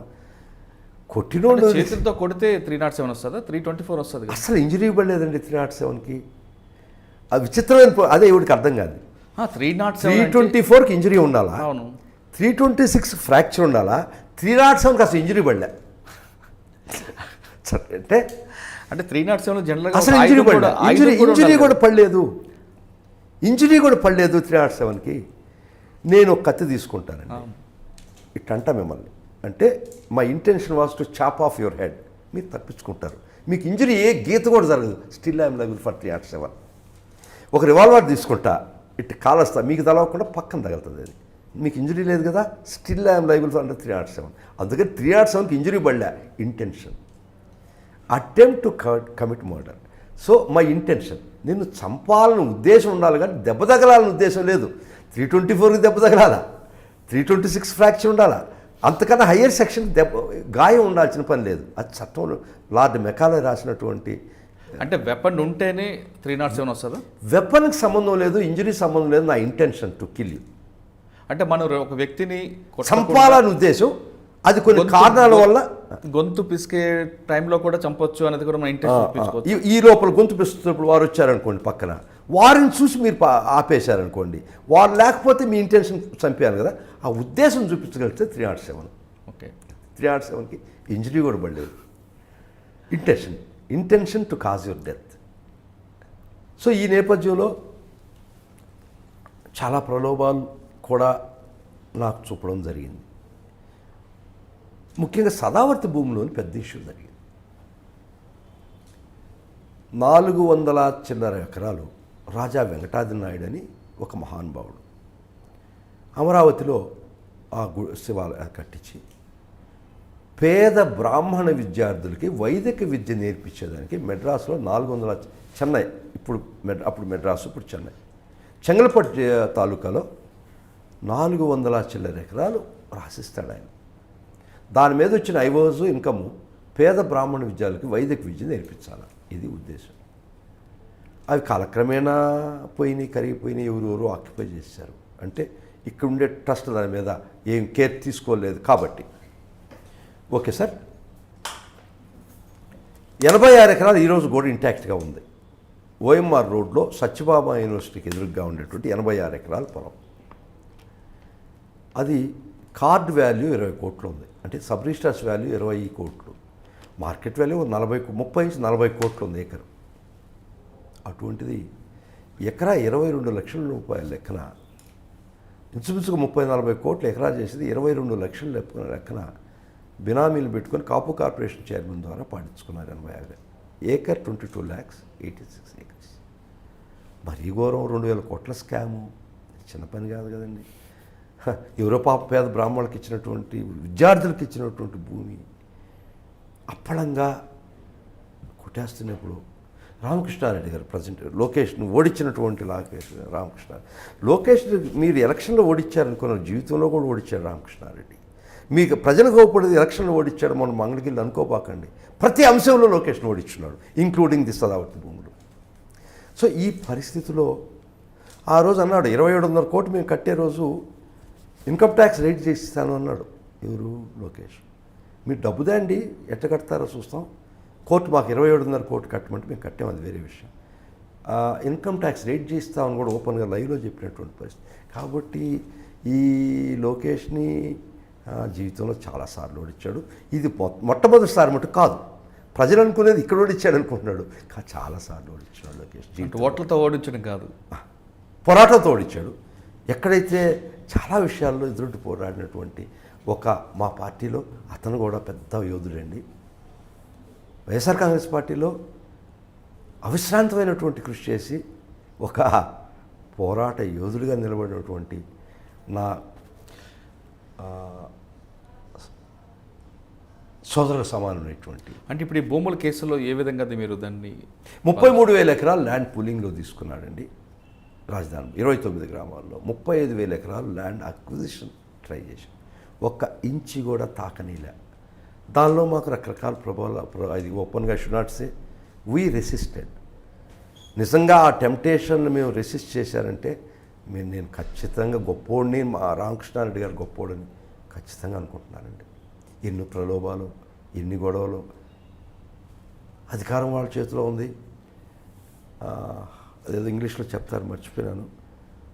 ఆలివ్ బ్రాంచ్ ఒక చేత్తు, కొరడా ఒక చేత్తు, స్నేహస్తం ఒక చేత్తు. స్నేహం నిలకపోతే నీ కొరడా దెబ్బలు తింటే అనే పరిస్థితిలో మమ్మల్ని పెట్టారండి. అంతెందుకు కేఈ శ్యాంబాబు ముద్దాయిగా ఉన్నటువంటి కేఈ కృష్ణమూర్తి గారి కొడుకు మర్డర్ కేసులో వారిని ఎఫ్ఐఆర్లో ఉంటుంది, ఇంక్వెస్ట్లో ఉంటుంది, ఛార్జ్షీట్ పుస్తకాలకు ఆయన పేరు ఉండదు. దాన్ని కూడా మేము కోర్టులో తీసుకొచ్చి చేసినప్పుడు ప్రలోభాలు ఉంటాయి, ఉండకుండా పోవు. ఒక్క విషయం అండి, ఇన్ని ప్రలోభాలకి ఇన్ని భయాలకి లొంగలేదు కాబట్టే నా మీద పెట్టుకున్నటువంటి జగనన్న నన్ను నమ్మకాన్ని వమ్ము చేయలే. ఏ రోజు చేయను. నాకు పదవనేదిగా అది ముఖ్యం కాదు. నేను జగనన్న గుండెల్లో స్థానం కల్పించుకోవాలని ప్రతి నిమిషం ప్రయత్నించిన అది ఎంతో కొంత సఫలీకృతరాయని చెప్పేదాన్ని గర్వపడ్డాను. అంటే జగన్మోహన్ రెడ్డి గారితో మీకు బంధం మీతో పాటు చాలామందికి ఉంటుండగా, కానీ అడ్వకేట్ జనరల్ అడిషనల్గా మీకే ఇవ్వడం వెనక కారణం అనుకుంటారు? జగన్మోహన్ రెడ్డి గారితో 1-to-1 కూర్చునే అదృష్టవంతుల్లో నేను కూడా ఒకడిని. అది నా జన్మకి అదృష్టం. నేనేం రాజకీయ నాయకుని కాదు, ఎమ్మెల్యేని కాదు, ఎంపీని కాదు, కాబోయే మంత్రిని కాదు. 1-to-1 జగనన్నతో కూర్చొని ఆయనతో మాట్లాడి బయటకు వచ్చేటప్పుడు నాకు కలిగిన భావం ఖచ్చితంగా మీ ముందర చెప్పదలుచుకున్నా. ఆయన చూపించే ప్రేమ, గౌరవం, మనిషి మీద ఉండే ఎంత గౌరవిస్తాడనో ఎంత ప్రేమిస్తాడని పరిస్థితిలో ఆ ప్రేమ టేస్ట్ చేసిన వ్యక్తిగా చెప్తుండా బయటకు వచ్చినప్పుడు దీని అమ్మ జీవితం ఇంకోసం చచ్చిపోతే ఏమనిపిస్తుంది. ఇది వాస్తవం. ఏవి కోసం చచ్చిపోతే ఏమవుద్ది? అంటే మీలో ఉన్న టాలెంట్ని, మీరు చేసిన కేసుల యొక్క పూర్వపరాలు పరిశీలించిన జగన్మోహన్ రెడ్డి గారు ఎంతోమందికి అతనికి ఒత్తిడి ఉన్నా కాకుండా మీకే ఇవ్వడంతో అది వైఎస్ఆర్ కాంగ్రెస్ రక్తంలో ఉన్నటువంటి జీనోమ్ కోడ్. అది వైఎస్ఆర్ కుటుంబంలో ఉన్నటువంటి జీన్స్. అది ఎవరైతే వాళ్ళతో ఉంటారో, ఎవరైతే వాళ్ళ కోసం ఉడతాపకి సహాయం చేస్తారో వాళ్ళ జీవితంలో వాళ్ళు మర్చిపోరు అనే ఒక వైఎస్ఆర్ కుటుంబంలో ఉన్న జీనోమ్ కోడ్. అది అంటే మీ మీద ఉన్న నమ్మకాన్ని మీరు చెప్తున్నట్లుగా వాళ్ళ జీన్స్లో ఉన్న ఒక ఎఫెక్ట్, జీనోమ్ కోడ్. దాంతో అంటే వాళ్ళ నాన్నగారు కూడా అంతే, తనని ఎవరికి నమ్ముకున్నారో వాళ్ళ కోసం చివరి వరకు పోరాటం చేస్తారు, చివరి వరకు వాళ్ళకి నిలబడ్డారు. అదేవిధంగా తండ్రికి తగిన కొడుకుగా అతను కూడా ఆ బాటలో వస్తున్నారు. మీరు ఆ పోస్ట్ తీసుకున్న తర్వాత ఇప్పటి వరకు ఆ పోస్ట్ అనేది కొంతమంది 2 లక్షల మంది ఒకేళ్ళలో ఒకరికి వస్తుంది రాష్ట్రంలో. కొంతమంది చేతిలో అది ఆ పోస్ట్ నలిగిపోయి ఉండేది, కొంతమంది చేతిలో ఉండేది. అలాంటి పోస్ట్లో మీకు పెట్టడంతో మీరు దాని ప్రక్షాళన కోసం మీరు ఏమైనా నడుము నాకు పిలిచి జగనన్న ఢిల్లీ నుంచి సాటర్డే మోడీ గారిని మీట్ అయిన రోజు నేను ఢిల్లీలో మీట్ అయినాను. సండే ఇంటికి రమ్మన్నాను. సండే పోయిన తర్వాత 1-to-1 కూర్చొని చెప్పింది ఒకటే అన్నా ఈ సిస్టమ్ క్లీన్ చేయడానికి ప్రయత్నిస్తున్నా. I want a cleanest system ever possible in this country. దేశమంతా మన సాయ రోల్ మోడల్గా చూడాల్సిన పరిస్థితి నేను ప్రయత్నిస్తున్నా. Total corrupt free system create చేస్తాం. దానిలో ఖచ్చితంగా మీరు బాధ్యులు కావాల్సిందే, దానిలో మీరు ఉండాల్సిందే. ఈ సిస్టంలో ఎవరు ఎంత పెద్దోడైనా సరే కరప్ట్ చేస్తే నిర్దాక్షిణ్యంగా బయటకు పంపిస్తాం. సహించను. కానీ నా శక్తి కొంది నా జీవితకాలంలో ఈ సిస్టమ్ క్లీన్ చేయాలని కోరుకుంది. కాబట్టి రాష్ట్ర ప్రజలకు ఒక్కటి చెప్తుండా, ఆయన మనసులో ఆయన హృదయ స్పందన దగ్గరగా ఉన్న వ్యక్తిగా చెప్తుండా, రాష్ట్రాన్ని ప్రగతి పదంలో తీసుకుపోతూ కూడా ఎవ్వరూ చూడనటువంటి, ఎవరు ఊహించినటువంటి ఒక కోణాన్ని రాష్ట్రానికి ఆవిష్కరించబోతున్నాడు. Total clean system we are going to see. అంటే ఇప్పుడు జగన్ గారు పదవి వచ్చిన తర్వాత మీరు అన్నట్లుగా క్లీన్ అండ్ గ్రీన్గా వెళ్తుంది. కానీ గతంలో అడ్వకేట్ జనరల్ అనుకున్న పోస్టులు కొంతమంది వ్యక్తుల చేతుల్లో ఉండిపోయినది వాస్తవం కాదంటారు. అన్ని ఏళ్ళు ఒకటి ఉండవు కదండి, అన్ని ఏళ్ళు ఒకటిగా ఉన్నాయా? కానీ ఈరోజు ఒకటే చెప్పా నా చేంబర్ దగ్గరికి వచ్చే వాళ్ళకి, ఆ అటెండర్ ఉంటాడు, ఎవ్వరు కూడా డోర్ బయట నిలబడడానికి లేదు. డోర్ వేసి ఉండా, ఎందుకంటే ఏసీ పోద్ది. డోర్ తీసేస్తే గవర్నమెంట్కి ఎక్స్ట్రా ఏసీ కాలిపోద్ది దానికి ఓవర్ ఇదయ్యి. అందుకోసం వేసా అన్న. నాదేందండి, జగన్మోహన్ రెడ్డి గారు క్యాబినెట్ సెక్రటరీతో మీటింగ్ అయ్యి అన్నా చెప్పండి అని జగన్మోహన్ రెడ్డి గారు అడుగుతుంటే నేను అన్నాని పిలవడం, సారని పిలవడం, దానికి అది చాలా ఎక్కువ కదండి. జగన్మోహన్ రెడ్డి గారు అంటే రాష్ట్ర ముఖ్యమంత్రి కొత్త ఒరవడితో మీరు చంద్రబాబు గారి సమీక్ష సమావేశం చూశారు, జగన్మోహన్ రెడ్డి గారి సమీక్ష సమావేశం చూడండి. ప్రతి ఒక్కరిని అన్నా ఏం చేస్తాం, ఈ సిస్టమ్ను వృద్ధి చేయడానికి అన్నా చెప్పండి అన్న అని ఒక జగన్మోహన్ రెడ్డి అంటూ మహానుభావుడే ఒక ఐపీఎస్ ఆఫీసర్, ఐఏఎస్ ఆఫీసర్తో అడుగుతుంటే ఇంకా నాబోటోడు గర్వపడితే దానికి అర్థం ఉందా? నేను ఒకటే చెప్పా, తలుపు ముందరకేసి ఉంటుంది, ఏసీ పోద్దని ఒక కారణం. ఎవ్వరు కూడా బయట నడవాలి పని లేదు. మొన్న వచ్చారండి ఆర్డీ వాళ్ళు అందరూ వచ్చారు. ఒకటే చెప్పిన, కూర్చోకపోతే కూర్చోండి, మీరు కూర్చోకపోతే నాకు కంఫర్టబుల్ ఉంది. ఇక్కడ అందరం కలిసి పనిచేస్తాం. జగన్మోహన్ రెడ్డి ఆశయాలు ఏం చెప్పారంటే రాష్ట్రాన్ని తీర్చిదిద్దుతా ఉన్నాం, దానికి మీరు సహకరించండి. అది కానీ సహకరించకపోతే చాలా సివియర్గా ఉంటుంది. మీరు జగన్మోహన్ రెడ్డి గారి ఆశయాన్ని ప్రకారం రాష్ట్ర అభివృద్ధికి పురోగతికి మీరు సహకరించినంత వరకు మనం ఒకటే. ఆ సహకరించకుండా వారి ఆశయాలకి క్లీన్ సిస్టమ్ చేయాలని వారి యొక్క అభిమతానికి వ్యతిరేకంగా కానీ ఉంటే చాలా కష్టంగా ఉంటుంది. మీరు ఏ రోటి కాడ ఆ పాట పాడండి. నేను గ్రామాల నుంచి వచ్చినోండి, అదే భాష కూడా వాడా. ప్రభుత్వం మారింది, మీ దృక్పథం మీరు మార్చుకోండి. జగన్మోహన్ రెడ్డి గారు ఏమడుగుతున్నారండి మిమ్మల్ని? Kindly extend helping hand to clean the system. ఒక సహాయం చేయూతనివ్వండి, రాష్ట్రాన్ని బాగుపరుస్తామని అడుగుతున్నాడే కానీ ఇంకేమన్నా అడిగాడా మిమ్మల్ని? దానికి కూడా నేను కానీ ఇంకోరు కానీ సహాయ సహకారం అందించకపోతే దుర్మార్గం అండి. ఓకే సార్, ఇంకా మనం ఈ కేసు గురించి పక్కన పెడితే, అంటే అడ్వకేట్ జనరల్గా మీరు కొత్తగా బాధ్యతలు తీసుకున్నారు, ఇప్పుడిప్పుడే మీరు ఐ విల్ టెల్ యూ అండి, a new broom sweeps well, old barber shaves well. అందుకని కొత్త చెప్పరు కానీ ఖచ్చితంగా బాగా చెప్తా. దానికన్నా ముందు ఒకసారి వెనక్కి వెళ్తే, కడపలో వైఎస్ వివేకానంద హత్య కేసు తీసుకుంటే, ఆ కేసులో అసలు ముద్దాయిని పట్టుకోకుండా 201లో 2-3 అరెస్ట్ చేయడం ఉన్నది కరెక్ట్ అంటారా? It is matter sub జుడిస్, it is under investigation. అందుకని మాట్లాడడం సమంజసంగా ఉండదు. కానీ దాని ముందర విషయం కొద్దిగా చెప్పాలనిపిస్తుంది. అంటే మీరు జ్యుడిషియల్ జగన్మోహన్ రెడ్డి గారిని ఇబ్బంది పెట్టడానికి, రాజకీయ సమాధి చేయడానికి చంద్రబాబు పన్నిటువంటి దుర్మార్గమైన కుతంత్రంలో భాగం ఇది. తన అనుయాయుల చేత, తన ముఖ్యుల చేత, తన యొక్క మృత్యులకి వివేకానంద రెడ్డి గారిని అంతమొందించి ఆ పాపము నేరం జగన్మోహన్ రెడ్డి గారిని నెట్టాలన్నటువంటి తీవ్ర ప్రయత్నం చంద్రబాబు చేశాడు.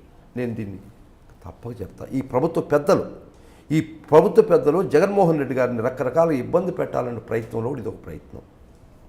అంతకన్నా ఎక్కువ కానీ మరి ఆ కేసులో పోలీసులు 201లో అరెస్ట్ చేశారు, అసలు 302 ఎవరు చేశారు? 201 అనేది ఒకసారి మనం చట్టం తెలిసినోడితో మాట్లాడాలా, చట్టం తెలవనోడికి చెప్పాలా. నిద్రపోతున్నోళ్ళు లేవగొట్టవచ్చు, నిద్ర నటించేవాళ్ళు లేవగొట్టలేము. అది మామూలుగా ఊర్లలో చెప్తాం, అంతే కదా. మీరు నిద్ర నటిస్తే మేము లేవగొట్టలేము కదా, నిద్రపోతే లేవగొట్టగలుస్తాం. 201 అనేది బెయిలబుల్ సెక్షన్. ఐపీసీలో 201 ఇస్ ఎ బెయిలబుల్ అఫెన్స్. దానిలో కూడా ఇవ్వలేదంటే అది పోలీసు వారు కాదు. మీరు ఒక సీనియర్ అడ్వకేట్గా మర్డర్ చేసిన వ్యక్తి ఎవరో కనుక్కోకుండా ఆ సంఘటన స్థలంలో సాక్ష్యాలు తారుమారు చేశారని ఒక 201 పెట్టడం అనేది మీరు అపోజ్ చేస్తారు చేయరా? ఒక విషయం చెప్తానండి, నేను ఆ ఫ్యాక్ట్ ఫైండింగ్ కమిటీ కూడా నేను లీడ్ చేశాను. అక్కడ ఎక్కడ సాక్షులు తారుమారు చేయలే, అది అపవాదు. 8 గంటలకు కంప్లైంట్ ఇస్తారండి మార్నింగ్. ఇచ్చేటప్పుడు ఇంజరీస్ కూడా రాసి ఉన్నాయి కంప్లైంట్లో. బ్లడ్ ఎక్కడ పడింది రాసి ఉంది, డ్రెస్ మార్చలే. చంద్రబాబు గారు చెప్పినట్టు మేము పోస్ట్ మార్టంలో దెబ్బలు ఉన్నాయని కనుక్కుందాకా మీరు చెప్పలేదు అని చెప్పి సర్వాబద్ధం. కంప్లైంట్ కాపీ ప్రస్తుతం నా దగ్గర లేదు. I'm ready for a debate and show it. ఈ 8 గంటలకు ఇచ్చిన కంప్లైంట్ కార్డులో 2 ఇక్కడ గొడ్డలు దెబ్బలు ఉన్నాయి, వెనక దెబ్బ ఉంది, చెయ్యి బై 8 o'clock మేము ఇచ్చిన కంప్లైంట్, వీళ్ళు ఇచ్చిన కంప్లైంట్లో స్పెసిఫిక్గా ఇంజరీస్ రాసి ఉన్నాయి, కాజ్ ఆఫ్ డెత్ రాసి ఉంది, రక్తం ఎక్కడెక్కడ పడుతుందో బహజర్ రాసి ఉంది, సీన్ ఆఫ్ అఫెన్స్ రాసి ఉంది. ఇంకా మబ్బి పెట్టింది ఏందండి, తారుమారు చేసింది ఏందండి? వారు చెప్పిన విధానం ఏంటంటే మేము పోస్ట్ మార్టంలో దెబ్బలు ఉన్నాయి దాకా మీరు రాయలేదు అని. 8 o'clock దట్ ఇస్ దేర్. శవ పంచాయతీ జరిగింది, దానిలో ఇంక్వెస్ట్ రిపోర్ట్ దానిలో ఉండే. ఇంకా మబ్బి పెట్టింది ఏంది, తారుమారు చేసింది ఏందండి? కాబట్టి ఇది ఒక దుర్మార్గమైన కుట్రలో భాగం అని మాత్రం నేను అనుకోగలుస్తాను. ఎందుకంటే జగన్మోహన్ రెడ్డి గారిని మళ్ళీ ఇబ్బంది పెట్టాలని ఎలక్షన్ ముందు చేసినటువంటి ఒక పథకం. ప్రజా పోరాటంలో గెలవలేము, జగన్మోహన్ రెడ్డి గారిని ఎదుర్కొనే పరిస్థితి లేదు. ఒక కుతంత్రాలతో జగన్మోహన్ రెడ్డి గారిని బదనాం చేయాలని ఒక కుట్రలో భాగం తప్ప ఇంకేం కాదు. సార్, మీ మొత్తం కెరీర్లో తీసుకుంటే ఓటుకు నోటు కేసుతో కాకుండా ఇంకొక 2 కేసులు కనిపిస్తున్నాయి. ఒకటి బోగస్ ఓట్ల మీద మీ పోరాటం కనిపిస్తుంది, తర్వాత ఐటీ గిడ్ డేటా చోరీ తెలంగాణ ప్రభుత్వం మీద, హైదరాబాద్లో కేసు వేశారు. ఈ 2 కేసుల గురించి ఏం సాధించబోతున్నారు చెప్పండి. ప్రభుత్వ పెద్దలు, ఆనాడు ఉన్న ప్రభుత్వ పెద్దలు ప్రజాక్షేత్రంలో పోరాడే యొక్క ధైర్యం లేక 18% ఆఫ్ 3,60,00,000 ఓటర్స్ ఆంధ్ర రాష్ట్రం ఉన్నారండి, 13 జిల్లాల్లో ఉంటే దానిలో జగన్మోహన్ రెడ్డి గారు 2014లో ఓడిపోయింది, 1.6%తో ఓడిపోయాడు. అధికారం దగ్గరకు వచ్చినటువంటి పరిస్థితులు సుమారుగా చాలా తక్కువ మార్జిన్లో ఓడిపోయినటువంటి పరిస్థితి. అధికారంకి వచ్చినటువంటి మరుక్షణం నుంచే ప్రభుత్వం ఆ రోజు పథకం ఏమేసిందంటే, చాలా దగ్గరగా జగన్మోహన్ రెడ్డి మీద మనం ఆధిక్యత సాధించాం కాబట్టి ఒక కుతంత్రం, ఒక తంత్రం వారు ప్రయోగించారు. 2015 నుంచే మొదలుపెట్టినటువంటి నేపథ్యం. 3,60,00,000 మంది ఓటర్లకి ఒక 18% బోగస్ ఓట్స్ చేర్పించాలన్నట్టు ఒక దుర్మార్గమైనటువంటి ఆలోచన చేసి ఒక దుర్మార్గమైన ఒక ప్రక్రియకు శ్రీకారం చుట్టారు. అదేంటంటే సుమారు 66 లక్షల ఓట్లు బోగస్ ఓట్స్ చేర్పించడం జరిగింది. ఎంత దుర్మార్గం అంటే సెక్షన్ 18 ఆఫ్ ఆర్పీ యాక్ట్ ప్రకారం 18 ఏళ్ళు నిండిన వాళ్ళు ఎవరు ఓటర్గా భారతదేశంలో ఉండకూడదు. Section 18 of RP act is that. మొత్తం రికార్డు నా దగ్గర ఉందండి.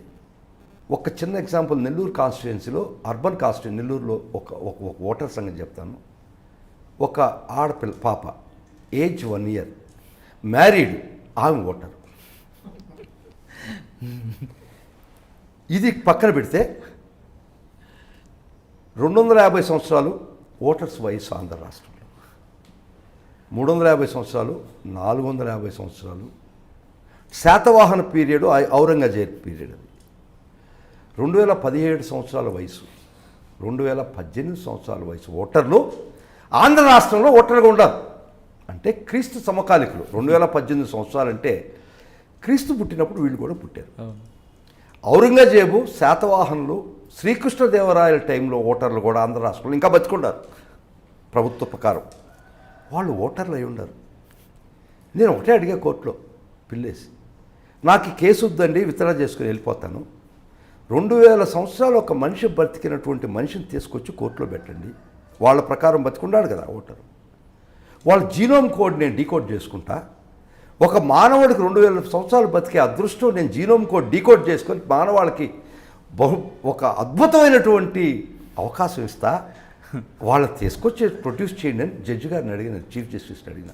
ఆ ఒక్క అవకాశం ఇవ్వండి, కేసు ఇంపార్టెంట్ కాదు, ఈ మానవాళికి ఎవరూ చేయలేనటువంటి మేలు నేను చేస్తా అని అడిగా కోర్టులో. ఆ విధంగా ఓటర్స్ లిస్ట్ ఉండింది. 18 లక్షల ఓటర్లు ఆంధ్రాలో ఉన్నారు, తెలంగాణలో ఉన్నారు. సెక్షన్ 21 ఆఫ్ ఆర్పీ యాక్ట్ ప్రకారం ఏ ఒక్క ప్లేస్లో ఒక్క ఓటర్ ఒక దగ్గరనే ఉండాలి, కానీ ఇద్దరు దగ్గర పెట్టినటువంటి 18 లక్షల ఓటర్లు ఆ విధంగా చేశాం. 10 సినారియోస్గా డివైడ్ చేశాం. ఇంకొక మరీ విచిత్రమైన ఇన్సిడెన్స్ ఏంటంటే, నా పేరు పొన్నవోలు సుధాకర్ రెడ్డి, నెల్లూరు రూరల్ కనుపట్టుపాటులో ఓటరు, డోర్ నెంబర్ ఉంటుంది, సన్ ఆఫ్ వేణుగోపాల్ రెడ్డి అని ఉంటుంది, మేల్ ఉంటుందండి. Next vote son of Venugopal Reddy, same door number, same పేరు, ఫిమేల్. నేను పొన్నవోలు సుధాకర్ రెడ్డి ఫిమేల్. ఇంకొక ఓటరు అదే డోర్ నెంబరు, అదే తండ్రికి పుట్టినట్టు పొన్నవోలు సుధాకర్ రెడ్డి ఓ అని ఉంటుంది. ఓ జెండర్ అంటే అదర్ జెండర్. ఒక్క పొన్నవోలు సుధాకర్ రెడ్డి 3 జెండర్లుగా చూపించినటువంటి ఘనత గత ప్రభుత్వాన్ని. ఇంత దుర్మార్గంగా తర్వాత వాళ్ళు సుధాకర్ రెడ్డి పొన్నవోలు ఒక ఓటరు, పొన్నవోలు సుధాకర్ రెడ్డి ఇంకో ఓటరు, అదే డోర్ నెంబర్లో, అదే తండ్రికి. ఇట్ట 66 లక్షల ఓట్లు వారు చేర్పించుకొని ఆ కుట్రతో గెలుపు సాధ్యం చేసుకోవాలనే ప్రయత్నం, చాలా తీవ్ర ప్రయత్నం కానీ ప్రజలు మాత్రం ఇవన్నీ నేను బయట పెట్టా. ప్రతి నిమిషం చంద్రబాబు డ్యామేజ్ చేసిన, ప్రతి నిమిషం వీళ్ళు చేసే ఆకృత్యాలు నేను అడ్డుపడి నిలబడి ప్రతిరోజు కోర్టులో మాట్లాడి కేసు గెలుస్తూ నీకు ఇమీడియట్గా మీడియాకు వచ్చి చెప్పిన, ఇట్లా చేస్తున్నారు ఈ రాష్ట్ర ప్రభుత్వం. రాజ్యాంగాన్ని తొంగలో దొక్కారు, రాజ్యాంగాన్ని అపహాస్యం చేశారు. ఒక 23 మంది ఎమ్మెల్యేలు కొని 10th షెడ్యూల్ అండ్ కాన్స్టిట్యూషన్ మీకు ఐడియా ఉందో లేదు, మరుక్షణం కండవా కప్పుకున్నా కూడా వారు డిస్క్వాలిఫై అయిపోవాలని 10th schedule of the constitution చెప్తుంది. అది రాష్ట్రంలో జరిగిందా? 23 మంది, మొన్న మా అధినాయకుడు జగన్మోహన్ రెడ్డి గారు కూడా చెప్పారు, 23 మంది ఎమ్మెల్యేలు కొని 3 ఎంపీలు కొన్నారు. కానీ వాళ్ళకి మిగిలింది 23 మంది ఎమ్మెల్యేలే, 3 ఎంపీలే. కానీ రిజల్ట్ కూడా 23వ తేదీ వచ్చింది. చూడండి యాదృచ్ఛికం. మా నాయకుడు, నేను ప్రేమించే మహానాయకుడు చెప్పింది ఒకటే, దేవుడు స్క్రిప్ట్ ఇంతకన్నా బాగా రాస్తాడా? పైన దేవుడు ఉన్నాడన్నా కింద మనం ఉన్నామని చెప్పినటువంటి పరిస్థితి. ప్రజలను నమ్ముకోకుండా, చట్టాలను గౌరవించకుండా గెలవాలనే ఒక దురుద్దేశం కుట్రకు మేము ఖచ్చితంగా నిలబడ్డాం. ప్రతి క్షణం వెంటాడినా, ప్రతి క్షణం అడ్డుకున్నా. దీనికి ముందరనే మా నాయకుడు సెంట్రల్ ఎలక్షన్ కమిషన్లో ఢిల్లీలో కలుసుకొని ఈ లిస్టు చూపించాడు. 66 లక్షల మంది ఓటర్లు, బోగస్ ఓటర్లు, ఈ విధమైనటువంటి ఓటర్లు ఉన్నారు ఆంధ్ర రాష్ట్రంలో. అంటే సెంట్రల్ ఎలక్షన్ కమిషన్ దృష్టికి తీసుకుపోయినాం, స్టేట్ ఎలక్షన్ కమిషన్ దృష్టికి పోయినాం, కోర్టులో కూడా పోరాడాం. సో ఇన్ని చేసిన ఒక్కటి నాకు అనిపిస్తుంది, గత ప్రభుత్వం చేసినటువంటి పరిస్థితి. ప్రజాక్షేత్రంలో ప్రజల యొక్క మన్నల్ని చూరగొనాల్సిన అవసరం లేదు. తంత్రాలు, మంత్రాలు, కుట్రలు, కుయుక్తులతో గెలవాలనేటువంటి ఒక ఉద్దేశాన్ని ప్రజలు తిరగబడ్డారు. సార్, ఇంకా ఆ కేసు పక్కన పెడితే అసలైన కేసు డేటా కేసు కనిపిస్తుంది. అది మరి ఎంత దుర్మార్గం అంటే అండి, సుధాకర్ రెడ్డి గారి పాత్ర ఎక్కడ? లోకేష్ రెడ్డి అని నాకు బాగా అంటే మేమిద్దరం కలిసి పనిచేసాం. బోగస్ ఓటు కేసులో కూడా లోకేష్ రెడ్డి నేను కలిసి పనిచేసినటువంటి వారు. అమెరికాలో ఉన్నాడు ఆయన. ఈ use to work with Google, చాలా పెద్ద కంపెనీలో కాలిఫోర్నియాలో పనిచేస్తూ ఒక నేటివ్ ఫీలింగ్తో ఇంత అన్యాయాలు ఈ రాష్ట్రంలో జరుగుతున్నాయి, ద్రోహాలు జరుగుతున్నాయి, అంత పెద్ద ఉద్యోగం ఖాతరు చేయకుండా రిజైన్ చేసి వచ్చేసి ఇవన్నీ వెలికి తీసిన దానిలో ఈ విధమైనటువంటి అనామలీస్, అట్రాసిటీస్ వెలికి తీసినటువంటి దానిలో లోకేష్ రెడ్డి టెక్నికల్ సపోర్ట్, ఆయన ప్రయత్నం, చాలా పెద్ద ప్రయత్నం చేశాడు లోకేష్ రెడ్డి. ఆ టెక్నికల్ ప్రయత్నంలో నేను లీగల్గా దాన్ని బ్లెండ్ చేసి కోర్టు దృష్టి తీసుకుని ఫర్దర్గా దాన్ని ముందరకు తీసుకున్నటువంటి పరిస్థితి. ఆయన ఇంకోటి కూడా బయట పెట్టాం ఈ రీసెర్చ్లో. ఆ దాకవరపు అశోక్, ఆయన కూడా ఇన్సిడెంట్లీ నెల్లూరు జిల్లా వాడు. అల్లూరు గ్రామానికి చెందినటువంటి వ్యక్తి. అటు డేటా చోరీ చేసి ప్రతి ఒక్క Aadhaar card number, bank passbook number, account number, వారి యొక్క పర్సనల్ డీటెయిల్స్ వచ్చి supreme court set this exclusive domain of individual, you cannot intrude in to that. నీకు ప్రవేశించకూడనటువంటి ప్రదేశాల్లో నువ్వు ప్రవేశించి అది ఏ విధంగా దాన్ని ఎండ్ చేస్తారంటే, ఒక కలర్ ఫోటో మాస్టర్ కాపీ, ఇప్పుడు ఓటర్స్ లిస్టు కలర్ ఫోటోలో మాస్టర్ కాపీ ఉంటుందండి. అది సెంట్రల్ ఎలక్షన్ కమిషన్ చేతిలో మాత్రమే ఉంటుంది. అది రేట్ చేస్తే ఇక్కడ వాళ్ళ ఐటీ గ్రిడ్స్ కంపెనీలో ఉండే. సో ఈ డేటా ప్రభుత్వం చేతిలో ఉన్నటువంటి డేటా వాళ్ళ సొంత అవసరాల కోసం ఐటీ గ్రిడ్స్కి బదలాయించి ఆంధ్ర రాష్ట్రంలో ప్రతి ఒక్క 3,60,00,000 మంది పర్సనల్ డేటా చోరీ చేసి తెలుగుదేశం పార్టీ చేతిలో పెట్టినటువంటి పరిస్థితి. ఇది మేము ఎదుర్కొన్నాం. అది బ్లెస్సింగ్ ఇన్ డిస్గైజ్ అని వాళ్ళ హెడ్ క్వార్టర్స్ ఉండింది ఇక్కడ హైదరాబాద్లో. అందుకనే మేము దాన్ని పోలీసు ముందరకు పోయి దాన్ని ఇన్వెస్టిగేట్ చేసినాం. అదే ఆంధ్రాలో ఉంటే ఏం చేసి ఉండేవాళ్ళు. అదే ఇది అఫెన్స్ జరుగుతుంది, ఆయన పోయి ఆంధ్రాలో తలదాచుకున్నాడు.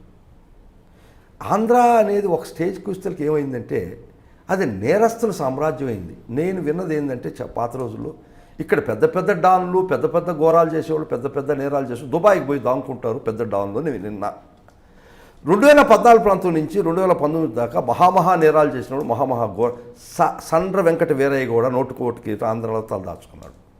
ఇక్కడ ఎవరైతే ఘోరాలు నేరాలు చేశారో వాళ్ళకి అది అసైలం అయిపోయింది ఆంధ్ర రాష్ట్రం. ఎందుకంటే ఇది ప్రభుత్వ పరంగా చేయించినటువంటి పరిస్థితులు కాబట్టి ఈ దుర్మార్గులకి, ఈ నేరస్తులకి, ఈ నేర సామ్రాజ్యం ఏలుతున్నటువంటి ప్రతి ఒక్కరికి అది ఆశ్రయంగా తయారైనటువంటి పరిస్థితి. ఈ రోజు దాకా అశోక్ అనే వ్యక్తి కూడా ఆంధ్ర రాష్ట్రం తలదాచుకున్నట్టుంది. గవర్నమెంట్ మారింది కాబట్టి ఇంకా ఆటలు చెలవు కాబట్టి యాంటిసిపేటరీ బెయిల్ ఏదో వేసుకున్నట్టు బెయిల్ కూడా వచ్చినట్టుంది. ఈ డేటా కేసులో ఒక ఆధార్ సంస్థకు మాత్రమే కంప్లైంట్ చేసే అధికారం ఉంది, వేరే వాళ్ళకి లేదు అనేది ఒక వాదన ఉందండి. క్రిమినల్ కేసు అండి, అది బేసిక్ తప్పు అండి. క్రిమినల్ కేసులో లోకస్ స్టాండీ లేదు. ఒక సివిల్ కేసు మాత్రం లోకస్ స్టాండీ ఉంది. అంటే సివిల్ కేసులో ఒక దావా వేయాలంటే ఆ ఆస్తికి నీకు సంబంధం ఉండాలా. క్రిమినల్ కేసుకి లోకస్ స్టాండీ లేదు. Criminal law does not know locus standi. ఇక్కడ ఒక హత్య జరిగిన దారిని పోయి దానయ్య రిపోర్ట్ ఇవ్వచ్చు, కానీ వాళ్ళు బంధువులు మాత్రం ఇవ్వాల్సిన పరిస్థితి లేదు. ఒక క్రిమినల్ చట్టం ఏదైనా ఎవరైనా కంప్లైంట్ ఇవ్వచ్చు, అది చట్టం. అది ఆ విధమైన అభిప్రాయం ఉంటే తప్పు. ఇప్పుడు ఈ కేసులో చంద్రబాబు నాయుడు గారు విరుక్కుంటారా, బయటకు వస్తారా? ఇన్వెస్టిగేషన్ పూర్తయిందాక చెప్పలేమండి. ఈ ప్రభుత్వ పెద్దలు ఇంకా చాలామంది ఉన్నారు. ఎవరెవరు దీనిలో ప్రమేయం ఉంది ఇన్వెస్టిగేషన్లో తేలుతుంది. అది sub judice, it is in the process of investigation కాబట్టి నేను కంక్లూడ్ చేయాల్సిన శక్తి నాకు లేదు. ఓకే, అంటే మీరు ఫస్ట్ 307 బెయిల్తో స్టార్ట్ అయిన సుధాకర్ రెడ్డి గారి కెరియర్ ఇప్పుడు additional ADG Andhra Pradesh advocate general, ADG, additional advocate general, AAG, AP high court వరకు వచ్చారు. ఇంత మీరు కెరీర్ చూసుకుంటే మీరు చెప్తున్న టోటల్ మీ స్టోరీలో మీ ఊరిలో ఉన్న నేపథ్యమే మీకు ఒక అడ్వకేట్గా తీసుకురావడం. నా ఊరిలో ఉన్న నేపథ్యం, నా కుటుంబంలో ఉన్న జీనోమ్ కోడు, జీన్స్, కమిట్మెంట్తో వచ్చారు. ఇప్పుడు ఎవరైతే మనల్ని నమ్ముతారో కడ ఊపిరి దాకా వాళ్ళనే నమ్మాలనేటువంటి బ్యాక్గ్రౌండ్ నుంచి వచ్చిన ఫ్యాక్షన్ బ్యాక్గ్రౌండ్ మాత్రం కాదు. ఒక పని ఏది చేసినా కమిట్మెంట్తో చేయాలి, ప్యాషన్తో చేయాలా. రకరకాల ప్రలోభాలు వస్తే దానికి లొంగకూడదు అనే ఒక కమిట్మెంట్ మాత్రమే నన్ను ఇంత దూరం తీసుకొచ్చింది. సార్, ఫైనల్గా చెప్పండి, ఇప్పుడున్న ఈ ప్రొఫెషన్లో ఉన్న వాళ్ళకి మీరు ఇచ్చే అడ్వైజ్ ఏంటి? అదేవిధంగా మీ ప్రొఫెషనల్ రావాలనుకున్న ఆస్పిరెంట్స్ చాలామంది ఉంటారు, వాళ్ళకి ఇచ్చే మీరు అడ్వైజ్ ఏంటి? జనరల్గా అండి, మున్సిపాలిటీలో స్వీపర్ పనిచేసేవాడికి కూడా పిల్లనిస్తారు. ఒక అడ్వకేట్గా ఉన్నవాడికి పిల్లనివ్వడం చాలా కష్టం. ఎందుకంటే శ్రీశ్రీ చెప్పాడు, ఐడియా ఉందా? వజ్రాలు నవిలి అరిగించుకునే వయసులో బొరుగులు కూడా దొరకలేదు. ఈరోజు వజ్రాలు నా పాదాల కాంతం ఉండే దగ్గర కూడా బొరుగులు కూడా అరగటం లేదు అని చెప్తారు. చాలా ఖచ్చితమైనటువంటి కరెక్ట్ అయినటువంటి ఉపమానం అది. ఒక అడ్వకేట్గా వచ్చి ఒక మినిమం ఇన్కము, ఫిక్స్డ్ ఇన్కము లేనటువంటి పరిస్థితిలో ఒక అడ్వకేట్గా ప్రాక్టీస్ పెడితే సక్సెస్ అయ్యేదానికి చాలా చాలా చాలా ఎక్కువ టైం పడుతుంది. వీడు నిజంగా వయసు, అనుభవం, నిజంగా రిక్వైర్మెంట్ ఏజ్లో వీడి దగ్గర ఏ బొరుగులు కూడా దొరకవు. అంతా ఏర్పడిన తర్వాత బొరుగులు కూడా అరగనటువంటి పరిస్థితి. అందుకని జగనన్న దగ్గరికి ఈ దృష్టికి తీసుకుపోయినా నేను before election, long before elections. అన్న ఈ వృత్తిలో ఈ పరిస్థితి ఉందన్నా, ఏం చేస్తావన్నా మీరు? నేను జగనన్న చేతులు పట్టుకుని అడిగినా, ఏదో న్యాయం చేయండి అన్న ఈ వృత్తికి, రాబోయే భావితరాలకు మీ పేరు జీవితంలో గుర్తుపెట్టుకుంటారన్నా నేను ప్రాధాయపడడం జరిగింది. జగనన్న అన్న ఒకటే చెప్పాడు, అన్నా నువ్వు ప్రాధాయపడాల్సిన అవసరం లేదన్నా. ఇప్పుడు జగనన్న ఒక మాకు ఒక ఇది ఇచ్చాడు, ఖచ్చితంగా నేను అమలుపరిచేదానికి చాలా త్వరగా చేస్తున్నాను. ఎవరు వృత్తిలోకి వచ్చినా కూడా ఫర్ 3 years కులము, మతం, జాతి, వయసు సంబంధం లే 5,000 per month స్టైఫండ్ ఇచ్చే ప్రయత్నం జగనన్న ప్రమాణం చేశాడు. ఒక వృత్తిలోకి వచ్చిన తర్వాత నువ్వు ఎన్రోల్ అయ్యి కోర్టుకు పోయిన ఆ రోజు నుంచి నెలకు 5,000 రూపాయలు ఈ వృత్తిలో నీకు జరగకపో 5,000 రూపీస్ ఫర్ 3 years. 3 సంవత్సరాల లోపల నీ కాళ్ళ మీద నువ్వు నిలబడలేకపోతే ఎవరేం చేయలేరు. కాబట్టి 5,000 రూపీస్ ఈరోజు జగనన్న మాకు ప్రమాణం చేశాడు. జగనన్న చేత ఖచ్చితంగా ఇప్పిస్తా. ఆయన ఎలక్షన్ మేనిఫెస్టోలో కూడా నేను పెట్టించిన దాన్ని, నేను కూడా ఇన్స్ట్రుమెంటల్ మేనిఫెస్టోలో కూడా ఇది పెట్టించాం. తర్వాత అడ్వకేట్స్కి 5,000 రూపీస్ ఫర్ 3 years ఇవ్వడం జరిగింది. అది ఎప్పుడంటే ఏ నిమిషంలో అయినా జరగవచ్చు. ప్రభుత్వమైనటువంటి అధికార ఉత్తర్వులు వచ్చేదానికి కృషి కూడా చేస్తా. అన్న దగ్గర మళ్ళీ చెప్తా ఈ విషయం. Second, libraries. తర్వాత SC/ST మైనారిటీస్, బీసీస్కి 50% ఆఫ్ ది పోస్ట్ రిజర్వ్ చేశాడు. అంటే నిజంగా అణగారిన వర్గాల నుంచి వచ్చినటువంటి అడ్వకేట్గా వచ్చినటువంటి వ్యక్తులకి ఆ రోజు జరిగేదెట్టడానికి ప్రయత్నం లేకుండా ఏపీపీలు కానీ జీపీలు కానీ వాళ్ళ క్రైటీరియా ఫిక్స్ అయితే కొంత మినిమం 3 years అట్ చేయాలి కదా. వాళ్ళకి రాబోయే జీపీలు కానీ ఏజీపీలు కానీ అన్న దృష్టికి తీసిపోతా. అన్న ఉండే దృక్పథం కూడా అదే. 50% SC/ST మైనారిటీస్, బీసీలకి ఖచ్చితంగా న్యాయం చేయాలని అన్న చాలా తీవ్రమైన కృషి చేస్తున్నాడు. అందుకని ఆ అడ్వకేట్స్కి ఒక వరం ఇస్తాం. తర్వాత ఒక అడ్వకేట్కి హెల్త్ ఇన్సూరెన్స్ కూడా 5 lakhs రూపీస్ కూడా అన్న ప్రమాణం చేశాడు. అది కూడా అన్న చేత చేయిస్తాను నేను. ఒక అడ్వకేట్ వృత్తిలో చేరిన తర్వాత, ఎన్రోల్ అయిన తర్వాత నీకు ఏ ఇబ్బంది వచ్చినా 5 lakhs వరకు ఆ హెల్త్ ఇన్సూరెన్స్ ఇప్పించేటట్టు చేస్తున్నా. మాకన్నా అణగారిన వర్గాలు మా దగ్గర ఉండి గుమస్తారు అడ్వకేట్ క్లర్క్స్. వాళ్ళని ఇప్పుడు దాకా ఏ ప్రభుత్వం పట్టించుకోలే. అన్న వాళ్ళకు కూడా చాలా బెనిఫిట్స్ ప్రామిస్ చేయడం జరిగింది. వాళ్ళకు కూడా అన్న చేత నేను ఈ వరాలు ఇప్పించే ప్రయత్నం నా వంతు నేను కృషి చేస్తాను. రెండండి, ఇక్కడ ఈ వృత్తిలో మీరు అడిగారు మెసేజ్ ఇస్తాను. నేనే ఎగ్జాంపుల్, నేనే లివింగ్ ఎగ్జాంపుల్. ఒక ట్రయల్ కోర్టులో ఉండి హైకోర్టులో నా జర్నీ చాలా తక్కువ పీరియడ్ అండి. ఇంత తక్కువ పీరియడ్లో the top most post I reached.